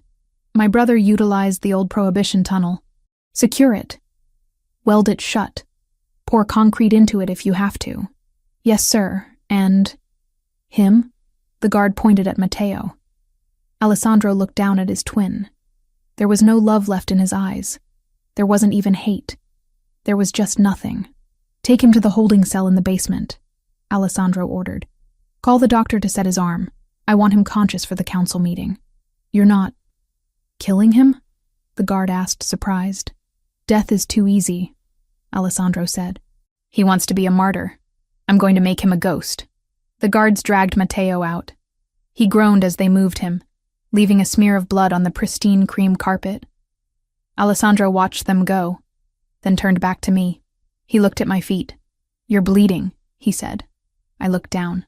There were small cuts on my feet from the mirror shards. It's fine. I didn't feel it. He didn't speak. He scooped me up into his arms, carrying me out of the ruined bedroom. He didn't take me to the guest room. He walked down the hall to the west wing to his own suite. He kicked the door open and carried me into his bathroom. He set me down on the edge of the massive marble tub. He grabbed a first aid kit from the cabinet and knelt at my feet.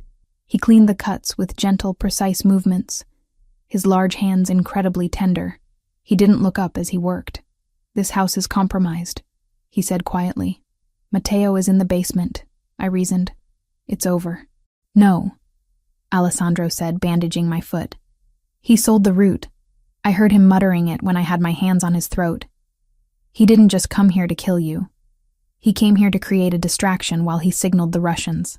He stood up, washing the blood from his hands in the sink. He looked at me in the mirror. They know the layout now. They know the security protocols. Matteo has been talking to Petrov for weeks. The Westgate alarm wasn't just him. It was a test run. He turned around. We cannot stay here. Where do we go? I asked. The bakery is a construction site. My apartment isn't safe. There is a safe house, Alessandro said. In the Catskills. It is off the grid. No digital footprint, no tunnels. When do we leave? Now, he said. Pack a bag. Warm clothes. We leave in 10 minutes. Alessandro, I said, stopping him as he moved to the door. Are you okay? He stopped. He looked at his hands again. I almost killed him, Clara. I wanted to. I enjoyed the thought of it. But you didn't, I reminded him. You chose not to. I chose you, he corrected. I stopped because you asked, not because I felt mercy. He walked over to me, cupping my face. That is why I need you. You are the only thing keeping me from becoming him. He kissed me hard, a kiss that tasted of iron and desperation. Get dressed, he ordered, pulling away. The car will be waiting. I nodded, rushing to grab what I could. But as I threw sweaters into a duffel bag, a cold knot of dread settled in my stomach. We had survived the fire. We had survived the invasion. But now we were running. And in my experience, running only worked for so long before the wolves caught up. I looked at the burgundy dress hanging in the closet, the armor I had worn to the gala. I left it there. Where we were going, velvet wouldn't save me. I grabbed the heavy boots, the jeans, and the taser. 10 minutes later, we were in the armored SUV, speeding away from the mansion as the storm raged on. Alessandro drove this time, his knuckles white on the wheel. I watched the rearview mirror, half expecting to see headlights following us. There was nothing but rain and darkness. But as the silhouette of the Versiani estate disappeared behind the trees, I knew the war wasn't over. It had just moved to a new battlefield. The rendezvous point was a derelict warehouse on the edge of Yonkers, a skeletal structure of rusted steel and broken concrete that looked abandoned to the rest of the world. To Alessandro Versiani, it was a staging ground. We had switched vehicles there. Leaving the SUV, we had fled the mansion in for something that looked less like a car and more like a tank wrapped in civilian luxury. It was a customized, armored transport, black and imposing, sitting in the center of a convoy of 3 identical vehicles. I sat in the back of the middle vehicle, my hands trembling slightly in my lap. I clasped them together to stop the motion, hating the physical betrayal of my nerves. Beside me, Alessandro was a statue of concentrated energy. He was on the phone, speaking in rapid-fire Italian, his voice low and lethal. He hadn't touched me since we got into the new car. He was in war mode, his mind moving pieces on a chessboard I could barely see. "The route is compromised," he said into the phone, then listened. No. Matteo didn't just sell the location of the mansion. He sold the contingency plans. He knows about the Catskills. My stomach dropped. The safe house. He hung up and looked at the partition separating us from the driver and the bodyguard in the front seat. "Silas," he barked. "Change the route. Take the secondary mountain pass. Stay off the main highway." "Yes, boss," the driver replied, his eyes meeting Alessandro's in the rearview mirror. Silas was a mountain of a man, former special forces, with a neck as thick as a tree trunk. If he was worried, he didn't show it. Alessandro turned to me. In the dim blue light of the car's interior, the bruises on his knuckles, fresh from beating his brother, looked black. He reached out and covered my clasped hands with his own. His palm was warm, rough, and grounding. "We are going dark," he said.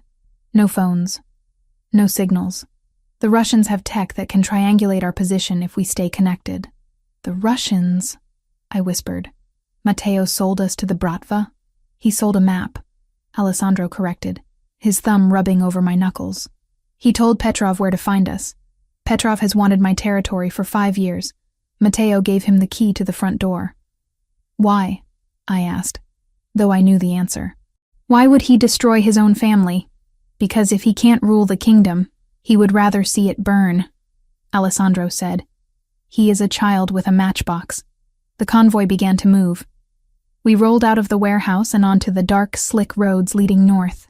The rain had turned into a mix of sleet and snow as we climbed in elevation, coating the windshield in a gray slush that the wipers fought to clear. I leaned my head back against the leather seat, closing my eyes. I tried to summon the feeling of the velvet dress, the power I had felt at the gala, but it felt like a lifetime ago. Tonight I was wearing jeans and heavy boots, a fugitive in a war I hadn't started. "Distinctive," Alessandro murmured. I opened my eyes. He was watching me. "What?" "You are thinking too loud," he said. "Stop calculating the odds, Clara. That is my job." "I'm not calculating odds," I admitted. "I'm thinking about the eggplant parmigiana. It's still sitting on the counter. Cold." A ghost of a smile touched his lips, softening the harsh lines of his face. "When this is over, I will buy you 1,000 eggplants. We will make a feast." "When this is over," I repeated. The words hung in the air, fragile and heavy. The car banked sharp left, leaving the paved road for a gravel track that wound up into the dense forest of the Catskills. The trees pressed in on either side, tall pines weighed down by snow, creating a tunnel of shadows. The convoy slowed. The lead car was about 50 yards ahead, its taillights 2 red eyes in the darkness. The tail car was the same distance behind. "Silas, status," Alessandro commanded. "Visibility is poor, boss," Silas reported. "Thermal is picking up deer, but nothing else. We're 5 miles from the safe house. 5 miles. 10 minutes. I started to relax. Just a fraction. I looked out the window at the passing trees. Then the world exploded. It didn't start with a sound. It started with a flash. A blinding, white-hot streak of light that tore through the darkness ahead of us. It struck the lead car. The impact was visceral. The vehicle 50 yards ahead of us didn't just stop. It disintegrated. The fuel tank ignited instantly, sending a fireball rolling into the night sky, turning the snow into steam. The concussion wave hit us a second later, shaking our heavy armored car like a toy. "RPG!" Silas screamed, slamming on the brakes. "Ambush! Ambush front!" "Reverse!" Alessandro roared, throwing his arm across my chest to pin me to the seat. "Get us out of the kill box!" Silas shifted gears, the engine screaming as he tried to back up. But before we could move more than a few feet, a second explosion rocked the world behind us. The tail car. They had hit the front and the back. We were trapped. "They boxed us in," Alessandro snarled. He reached for the door handle, his other hand going for his gun. "Get down, Clara! On the floor!" I unbuckled my seatbelt and scrambled down into the footwell, curling into a ball. "RPG! 3 o'clock!" Silas yelled. I looked up just in time to see a trail of smoke rushing toward the passenger side of our car. Alessandro dove on top of me, covering my body with his. The impact was deafening. The missile didn't penetrate the cabin, the armor held, but the force of the blast lifted the 3-ton vehicle into the air. We flipped. Once. Twice. The world became a violent centrifuge of breaking glass, screaming metal, and darkness. The car landed on its side with a bone-jarring crash that knocked the wind out of me. Silence. For a long moment, there was only the high-pitched ringing in my ears and the hiss of escaping steam. I blinked, trying to make sense of the orientation. I was lying on the ceiling of the car, or the door. I couldn't tell. "Alessandro," I croaked. The air was thick with dust and the acrid smell of propellant. "Clara." His voice was strained, tight with pain. I shifted, pushing debris off my legs. The emergency lights flickered on, bathing the interior in a ghostly red glow. Alessandro was above me, or beside me, depending on the angle. He was pinned. The roof of the car had buckled on his side, crushing inward. His right leg was trapped tight under the crumpled metal of the front seat partition. "Are you hurt?" he demanded, reaching out to touch my face. His hand was shaking. Blood was running down his temple from a cut on his hairline. "I'm fine," I said, scrambling to my knees. "I'm okay. But you're stuck." I tried to push against the metal beam trapping his leg. It didn't budge. It was solid steel, bent like a paperclip by the force of the explosion. "Leave it!" he gritted out, wincing as he tried to pull his leg free. "Silas! Status!" There was no answer from the front. I looked through the shattered remains of the partition. Silas was slumped over the steering wheel. A piece of shrapnel from the windshield had... I looked away, bile rising in my throat. Silas was gone. The bodyguard next to him was motionless. "They are dead," I whispered. "Then we are alone," Alessandro said. He stopped struggling and looked at me. His eyes were clear, focused, terrifyingly calm. "Clara, listen to me. They will come to check the kill. They won't fire another RPG because they want to confirm the body. They want to see me dead." "We have to get you out," I said, panic rising. "There is no time," he said. "You have to go." "No," I said instantly. "I'm not leaving you." "You are small," he said, ignoring my refusal. "You can fit through the gap in the rear window. The glass is broken. Crawl out. Run into the trees. Hide. Do not come out until you see the backup team. I am not leaving you here to be executed." I screamed at him, grabbing his lapels. "If you stay, you die," he roared back, the vein in his neck bulging. "Go! That is an order." "I don't work for you anymore," I yelled. "I'm your partner, remember?" I looked around the cabin frantically. We were sitting ducks. If the Russians walked up to the car, they would shoot us through the gaps in the armor. We had no angle. We were trapped in a steel coffin. My eyes landed on the front section of the cabin. The bodyguard, his name was Marco, I remembered with a pang of guilt, had a weapon. An assault rifle. It had fallen from his hands and was lying on the roof of the car, just within reach of the broken partition. I looked at Alessandro. He was trying to reach his own handgun, but the angle of the crush made it impossible to draw from his holster. He was defenseless. "They're coming," Alessandro whispered. I could hear it now, crunching snow. Voices shouting in Russian. They were moving in. I didn't think. I didn't calculate. I moved. I squeezed my body through the jagged hole in the partition, ignoring the glass that sliced into my jacket. I reached out and grabbed the cold metal of the rifle. It was heavy, heavier than I expected. It smelled of oil and death. "Clara, no!" Alessandro shouted, realizing what I was doing. "Get back! You don't know how to use that!" I pulled the rifle back into the rear cabin.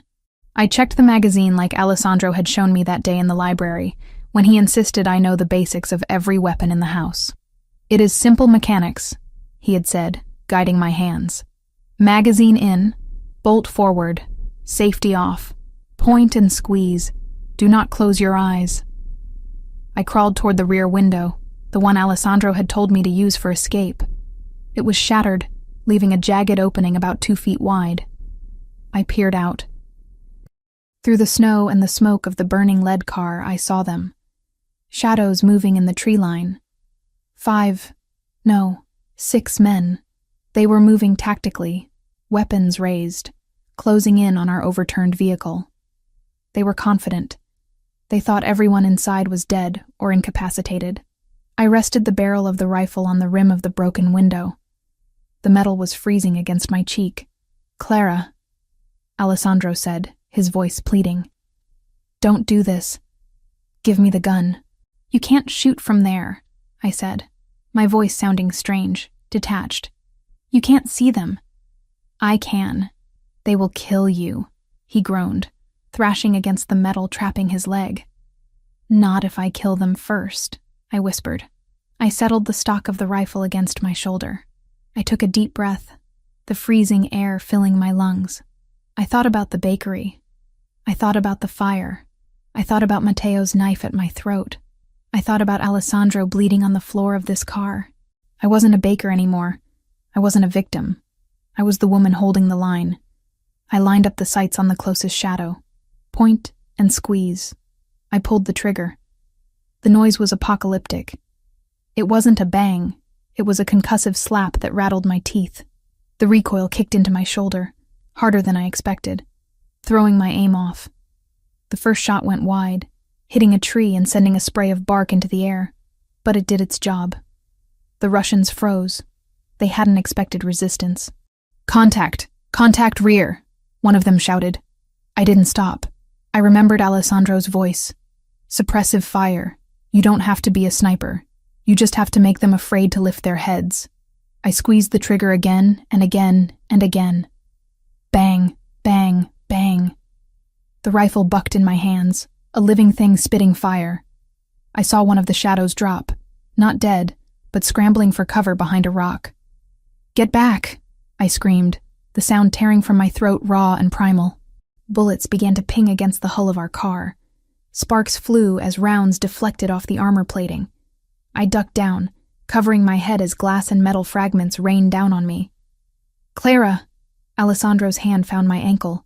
He was gripping me so hard it hurt. "Stay down!" "If I stay down, they flank us," I yelled back. I popped up again. They were moving to the left, trying to circle around to the side of the car where the undercarriage was exposed. I swung the barrel of the rifle. I saw a man running through the snow, a dark silhouette against the white ground. I led him, just like I led the piping bag on a cake. I fired. The man jerked violently, spinning around before collapsing into the snow. I stopped breathing for a second. I had just shot someone. "Keep firing!" Alessandro roared from the darkness behind me. "Don't think about it. Keep them back." His voice snapped me out of the shock. He was right. If I stopped to process the morality of it, we were dead. I fired again, spraying the tree line where the others were hiding. The magazine clicked dry. "Empty!" I shouted, panic flaring. "Grab the spare," Alessandro commanded. "On the vest! Marco's vest!" I scrambled back to the partition. I reached through, patting down the dead bodyguard's chest until my fingers found the hard plastic of a spare magazine. I ripped it free. My hands were shaking so hard I dropped it. "Calm." Alessandro's voice was suddenly soft, right in my ear. He had managed to twist his body, dragging himself as close as the crushed metal would allow. He reached out and placed his hand over my trembling ones. "Slow is smooth. Smooth is fast. Breathe, Clara." I took a breath. I picked up the magazine. I slammed it into the receiver and hit the release. The bolt snapped forward. "I'm ready," I said. "They will rush now." Alessandro warned. "They know you reloaded. Watch the right flank." I moved back to the window. Sure enough, 2 of them were sprinting toward us, using the smoke from the burning lead car as cover. I leveled the rifle. The fear was gone. It had burned away, leaving only a cold, hard clarity. This was my territory. This was my man. I opened fire. The first man dove into the snow. The second one kept coming, raising his weapon. I saw the muzzle flash of his gun. A bullet whizzed past my ear, so close I felt the wind of it. I didn't flinch. I aimed at his center of mass. I pulled the trigger. He fell. He didn't get up. "2 down," I called out. "Hold the line, Hatesoro. My treasure, Alessandro said. Backup is 3 minutes out. I tracked the transponder. 3 minutes. It sounded like an eternity. For the next 180 seconds, I waged a one-woman war in the frozen woods of the Catskills. Every time a shadow moved, I fired. Every time they tried to advance, I forced them back. My shoulder was throbbing, my ears were ringing, and my fingers were numb from the cold. But I didn't stop. I was the wall. I was the shield. Then, I heard it. Not the crack of rifles, but the heavy, rhythmic thrumming of rotors. Lights appeared above the tree line, blinding spotlights cutting through the snow. A helicopter. A Black Hawk, unmarked, screaming in low over the treetops. "Friendly!" Alessandro shouted. "It's the extraction team." The Russians realized it too. They broke cover, running back into the deep woods, abandoning the fight. I didn't stop aiming until the helicopter touched down in the small clearing 50 yards away. Men in tactical gear poured out, moving with the same lethal efficiency Alessandro possessed. They secured the perimeter in seconds. "Clear!" one of them shouted. Only then did I lower the rifle. My strength left me all at once. The adrenaline crash was brutal. I slumped against the side of the overturned car, gasping for air, the rifle slipping from my numb fingers. "Clara," Alessandro called out. I turned to him. The red emergency light painted his face in shadows. He was still pinned, still trapped, but he wasn't looking at his leg. He was looking at me. There was awe in his eyes, and something else.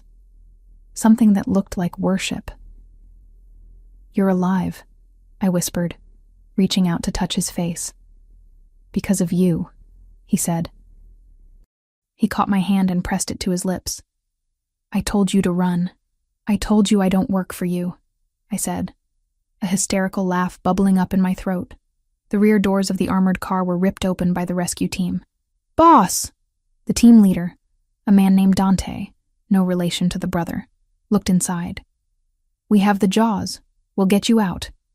"Get her first," Alessandro ordered. "Check her for injuries." "I'm fine," I said, waving them off. "Get the metal off his leg." It took them 10 minutes to cut him free. 10 minutes of grinding metal and sparks. I stayed right there, holding his hand, refusing to leave the car until he did. When they finally pulled the beam back, Alessandro groaned, his face going pale, but he didn't cry out. They pulled him from the wreckage. He couldn't stand. His right leg was a mess of torn trousers and blood, but he was alive. They loaded him onto a stretcher. I walked beside him as they carried him toward the helicopter. The snow was crunching under my boots, stained pink with blood. Some of it mine, some of it from the men I had shot. Before they lifted him into the chopper, Alessandro grabbed the medic's arm. "Wait!" He looked at me. He reached out his hand. I took it. "You didn't just hold the line," he whispered, his voice rough with pain and pride. "You became the line." "I was protecting my investment," I said, trying to joke, but my voice broke. "You still owe me a bakery." He pulled me down, ignoring the medics, ignoring the spinning rotors, and kissed me. It wasn't the searing kiss of the balcony. It was a desperate, grounding kiss. A kiss of survival. "I owe you my life," he said against my lips, "and I pay my debts." He released me, and they loaded him in. I climbed in after him, sitting on the bench seat opposite the stretcher. I looked down at my hands. They were covered in grease, soot, and blood. They were shaking again. But as the helicopter lifted off, leaving the burning wreckage and the dead bodies in the snow below, I realized the shaking wasn't fear. It was the aftershock of power. I looked at Alessandro. He was watching me, his dark eyes burning with a promise that terrified and thrilled me. The baker was dead. She had died in that overturned car. The woman sitting in the helicopter was something else entirely.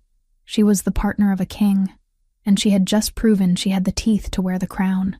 "Where are we going?" I asked the pilot. "The secondary safe house is compromised." Alessandro answered for him, his voice weak but steady. "We are going to the penthouse in the city, the fortress." "Back to the lion's den?" I asked.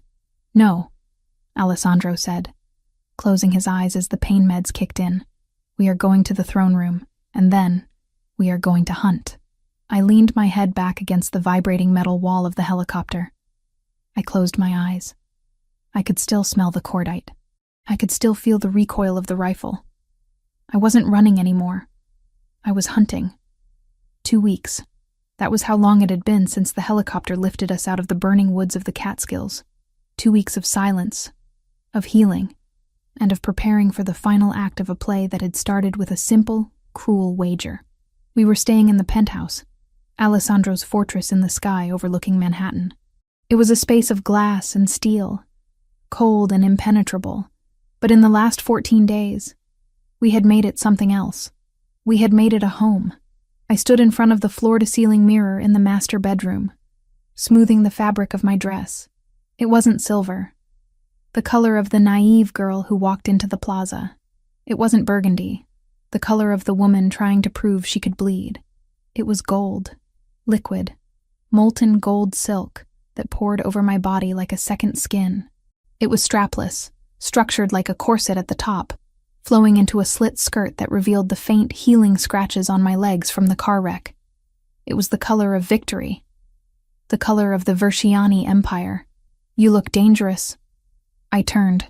Alessandro was leaning against the door frame. He was using a cane, a sleek black ebony woodstick with a silver handle, favoring his right leg. The doctors had saved the limb, reconstructing the crushed bone with pins and plates, but he still walked with a heavy limp. To anyone else, it might have looked like weakness. To me, it looked like survival.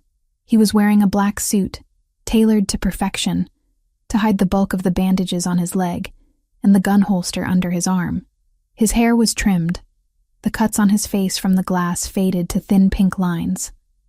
But his eyes were the same, dark, intense, and currently devouring me. "I learned from the best," I said, walking over to him. I stopped inches from his chest, reaching up to adjust his tie, a habit that had become our silent language of affection. "Are you ready for this? The doctor said you shouldn't be standing for too long." "I will stand long enough to see him fall," Alessandro said. His voice was grim, lacking the softness he usually reserved for me in private. Today, he wasn't just my lover.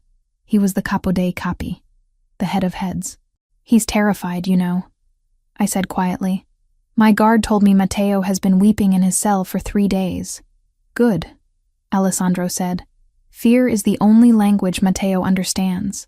He thought he could speak power, but he was illiterate.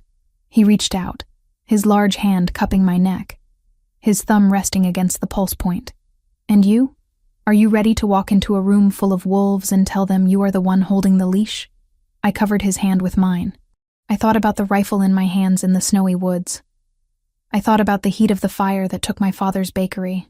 I thought about the girl I used to be, who apologized for taking up space. She was gone. "I'm not afraid of wolves, Alessandro," I whispered. "I'm the one who shot the hunter." He smiled, a rare, sharp expression of pride. "Then let's go. The council is waiting." The meeting was held in the back room of an exclusive cigar club in Lower Manhattan, neutral ground for the 5 families. The air inside was thick with smoke and tension. Security was tighter than the president's detail. Every man at the door patted us down, though they hesitated when they got to me. Alessandro shot them a look that could have frozen magma. "She carries what she wants. Touch her and you lose the hand." They stepped back, letting me pass with the small pearl-handled pistol in my clutch, a gift from Alessandro for our 2-week anniversary of surviving the crash. We walked into the chamber. It was a cavernous room with dark mahogany walls and a round table in the center. 5 men sat there.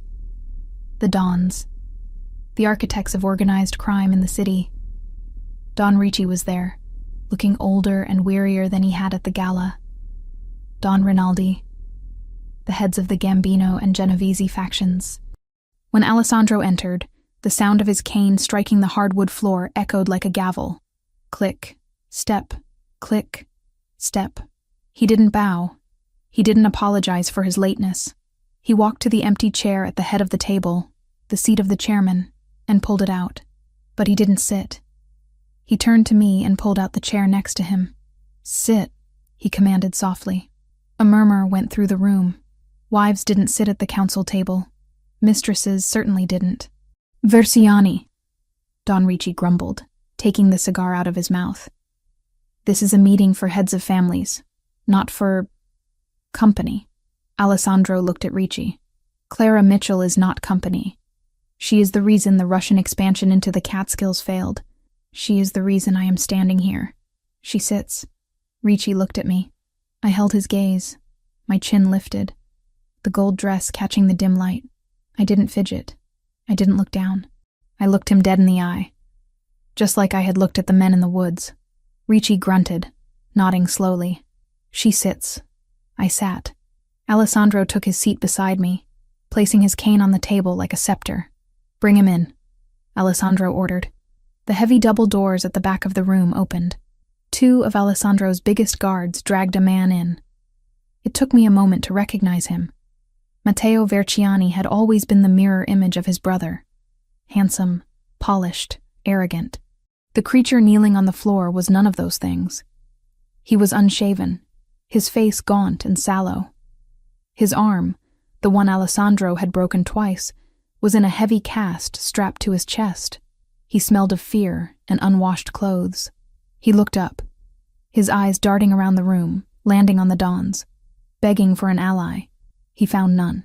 Then he looked at Alessandro, and finally, at me. Clara, he rasped. His voice cracked. Clara, please, tell him. I looked down at him. I expected to feel anger. I expected to feel the heat of the fire he had set. But all I felt was a cold, distant pity. He was so small. Tell him what, Matteo? I asked, my voice steady. It was just a game, he cried, looking around the table, trying to appeal to the other men. You understand, don't you? It was a bet, a stupid bet. I didn't mean for it to go this far. She was just a baker. I was trying to have some fun. Alessandro went still. The air in the room dropped 10 degrees. Just a baker, Alessandro repeated, his voice low and deadly quiet. Matteo flinched. I didn't mean it like that. I meant, she wasn't part of this. She wasn't supposed to matter. It was $50,000, Alessandro. I did it to get a rise out of you. That's all. You burned her legacy, Alessandro said. You sold family secrets to the Bratva. You tried to slit her throat in my home. I was drunk. I was scared. Matteo sobbed, crawling forward a few inches. I'm your brother. We shared a womb. You can't kill me. The law says no fratricide. He was right. The old laws of the Mafia forbade a man from killing his own blood. It was considered a curse. Alessandro stood up. He picked up his cane and limped around the table until he was standing over Matteo.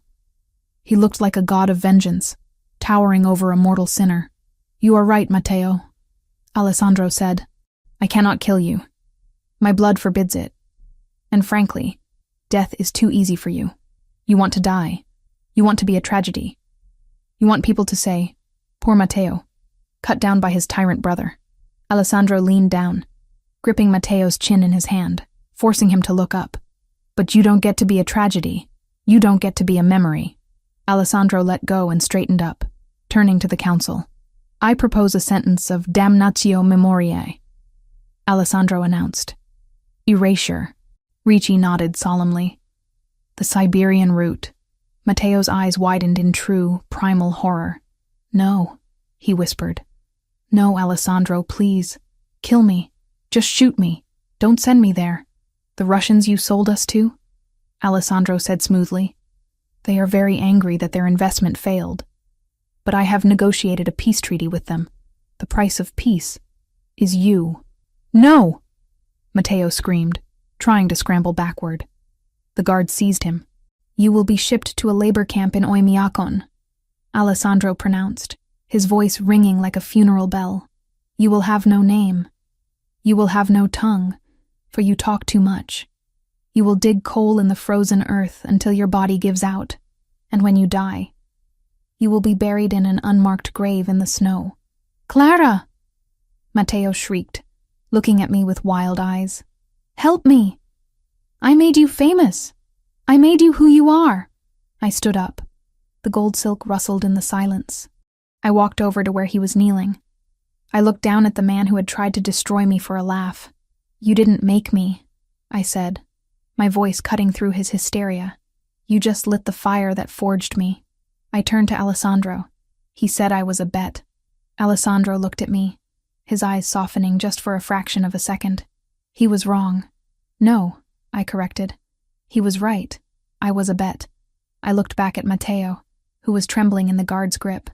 "But you forgot the most important rule of gambling, Matteo," I said coldly. "Never bet against the house." I turned my back on him. "Take him away," Matteo screamed as they dragged him out. He begged, he cursed, he cried. But as the heavy doors slammed shut, cutting off his voice, the room settled into silence. Alessandro looked at the council. "It is done. The Verciani family is secure. The Bratva is pacified. Does anyone have an objection?" Don Ricci stood up. He looked at Alessandro, then he looked at me. He bowed his head, a deep, respectful bow. "No objection. Don Verciani. Donna Verciani." The title hung in the air. Donna, wife, queen. Alessandro smiled. He held out his hand to me. I took it. "Let's go home, Clara," he said. "We have a bakery to open." 6 months later, the smell was the first thing that hit you. A heavenly combination of vanilla bean, roasted espresso, and warm yeast. It drifted out of the open doors of Mitchell and Verciani Patisserie and curled around the block, where a line of people had been waiting since 6 a.m. This wasn't my father's bakery. That bakery was a memory, preserved in photographs on the wall. This was something new. The floors were black and white marble, imported from Italy. The counters were gleaming brass and glass. The chandeliers were crystal. It was opulent, ridiculous, and absolutely perfect. I stood behind the counter, piping cannoli, filling with a speed that came from muscle memory. I was wearing a chef's coat, but it was tailored silk, embroidered with gold thread. "Table 4 needs 2 cappuccinos and a lobster tail," a waitress called out.